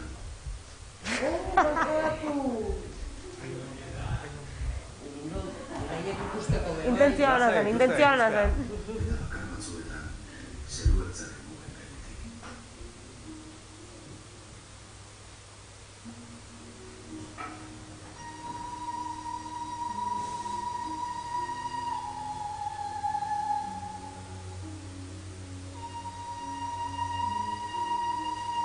Begira ditzagun Erromako esklabuak, dena guztiona dela aldarrikatu zuten erdiaroko nekazariak. Begira ditzagun aurreneko grafitigileak, euskaraz idatzi zuten lehenengo kazetariak. Ilegalak ez direla adierazten duten herritarrak. Gitarra bati lehen notak atera dizkion eskatoa, Gernikako langile greba egin sortzeko eta eraldatzeko behar izana, beti egon da hor, orain dela 20, 100 urte.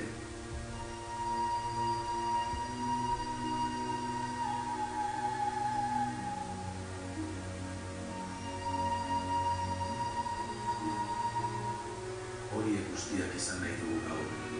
Ingurua eraldatzeko asmoz, geldirik egon beharrean, dagokiena eskuratzeko pausoak eman dituzten herritarrak, mendeetan zehar antolatu den jendea, zuturik eta izarturik dagoen jendea, bere orainaren jabe diren pertsonak.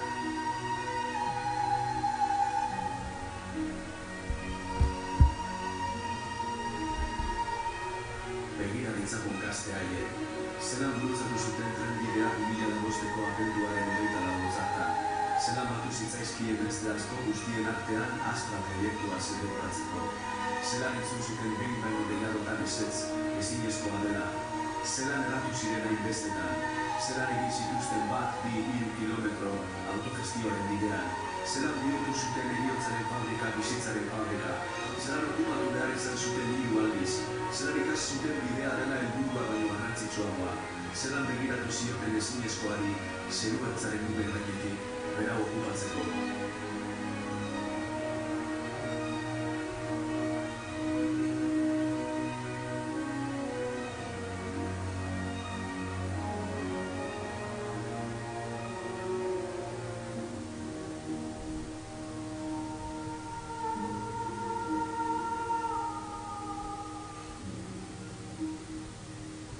Eraldaketa guztiak ezinezkoak irudikatuz sortzen dira. Litezkeen gauzarik edarrenak ezinezkoak dira okupatzen diren arte.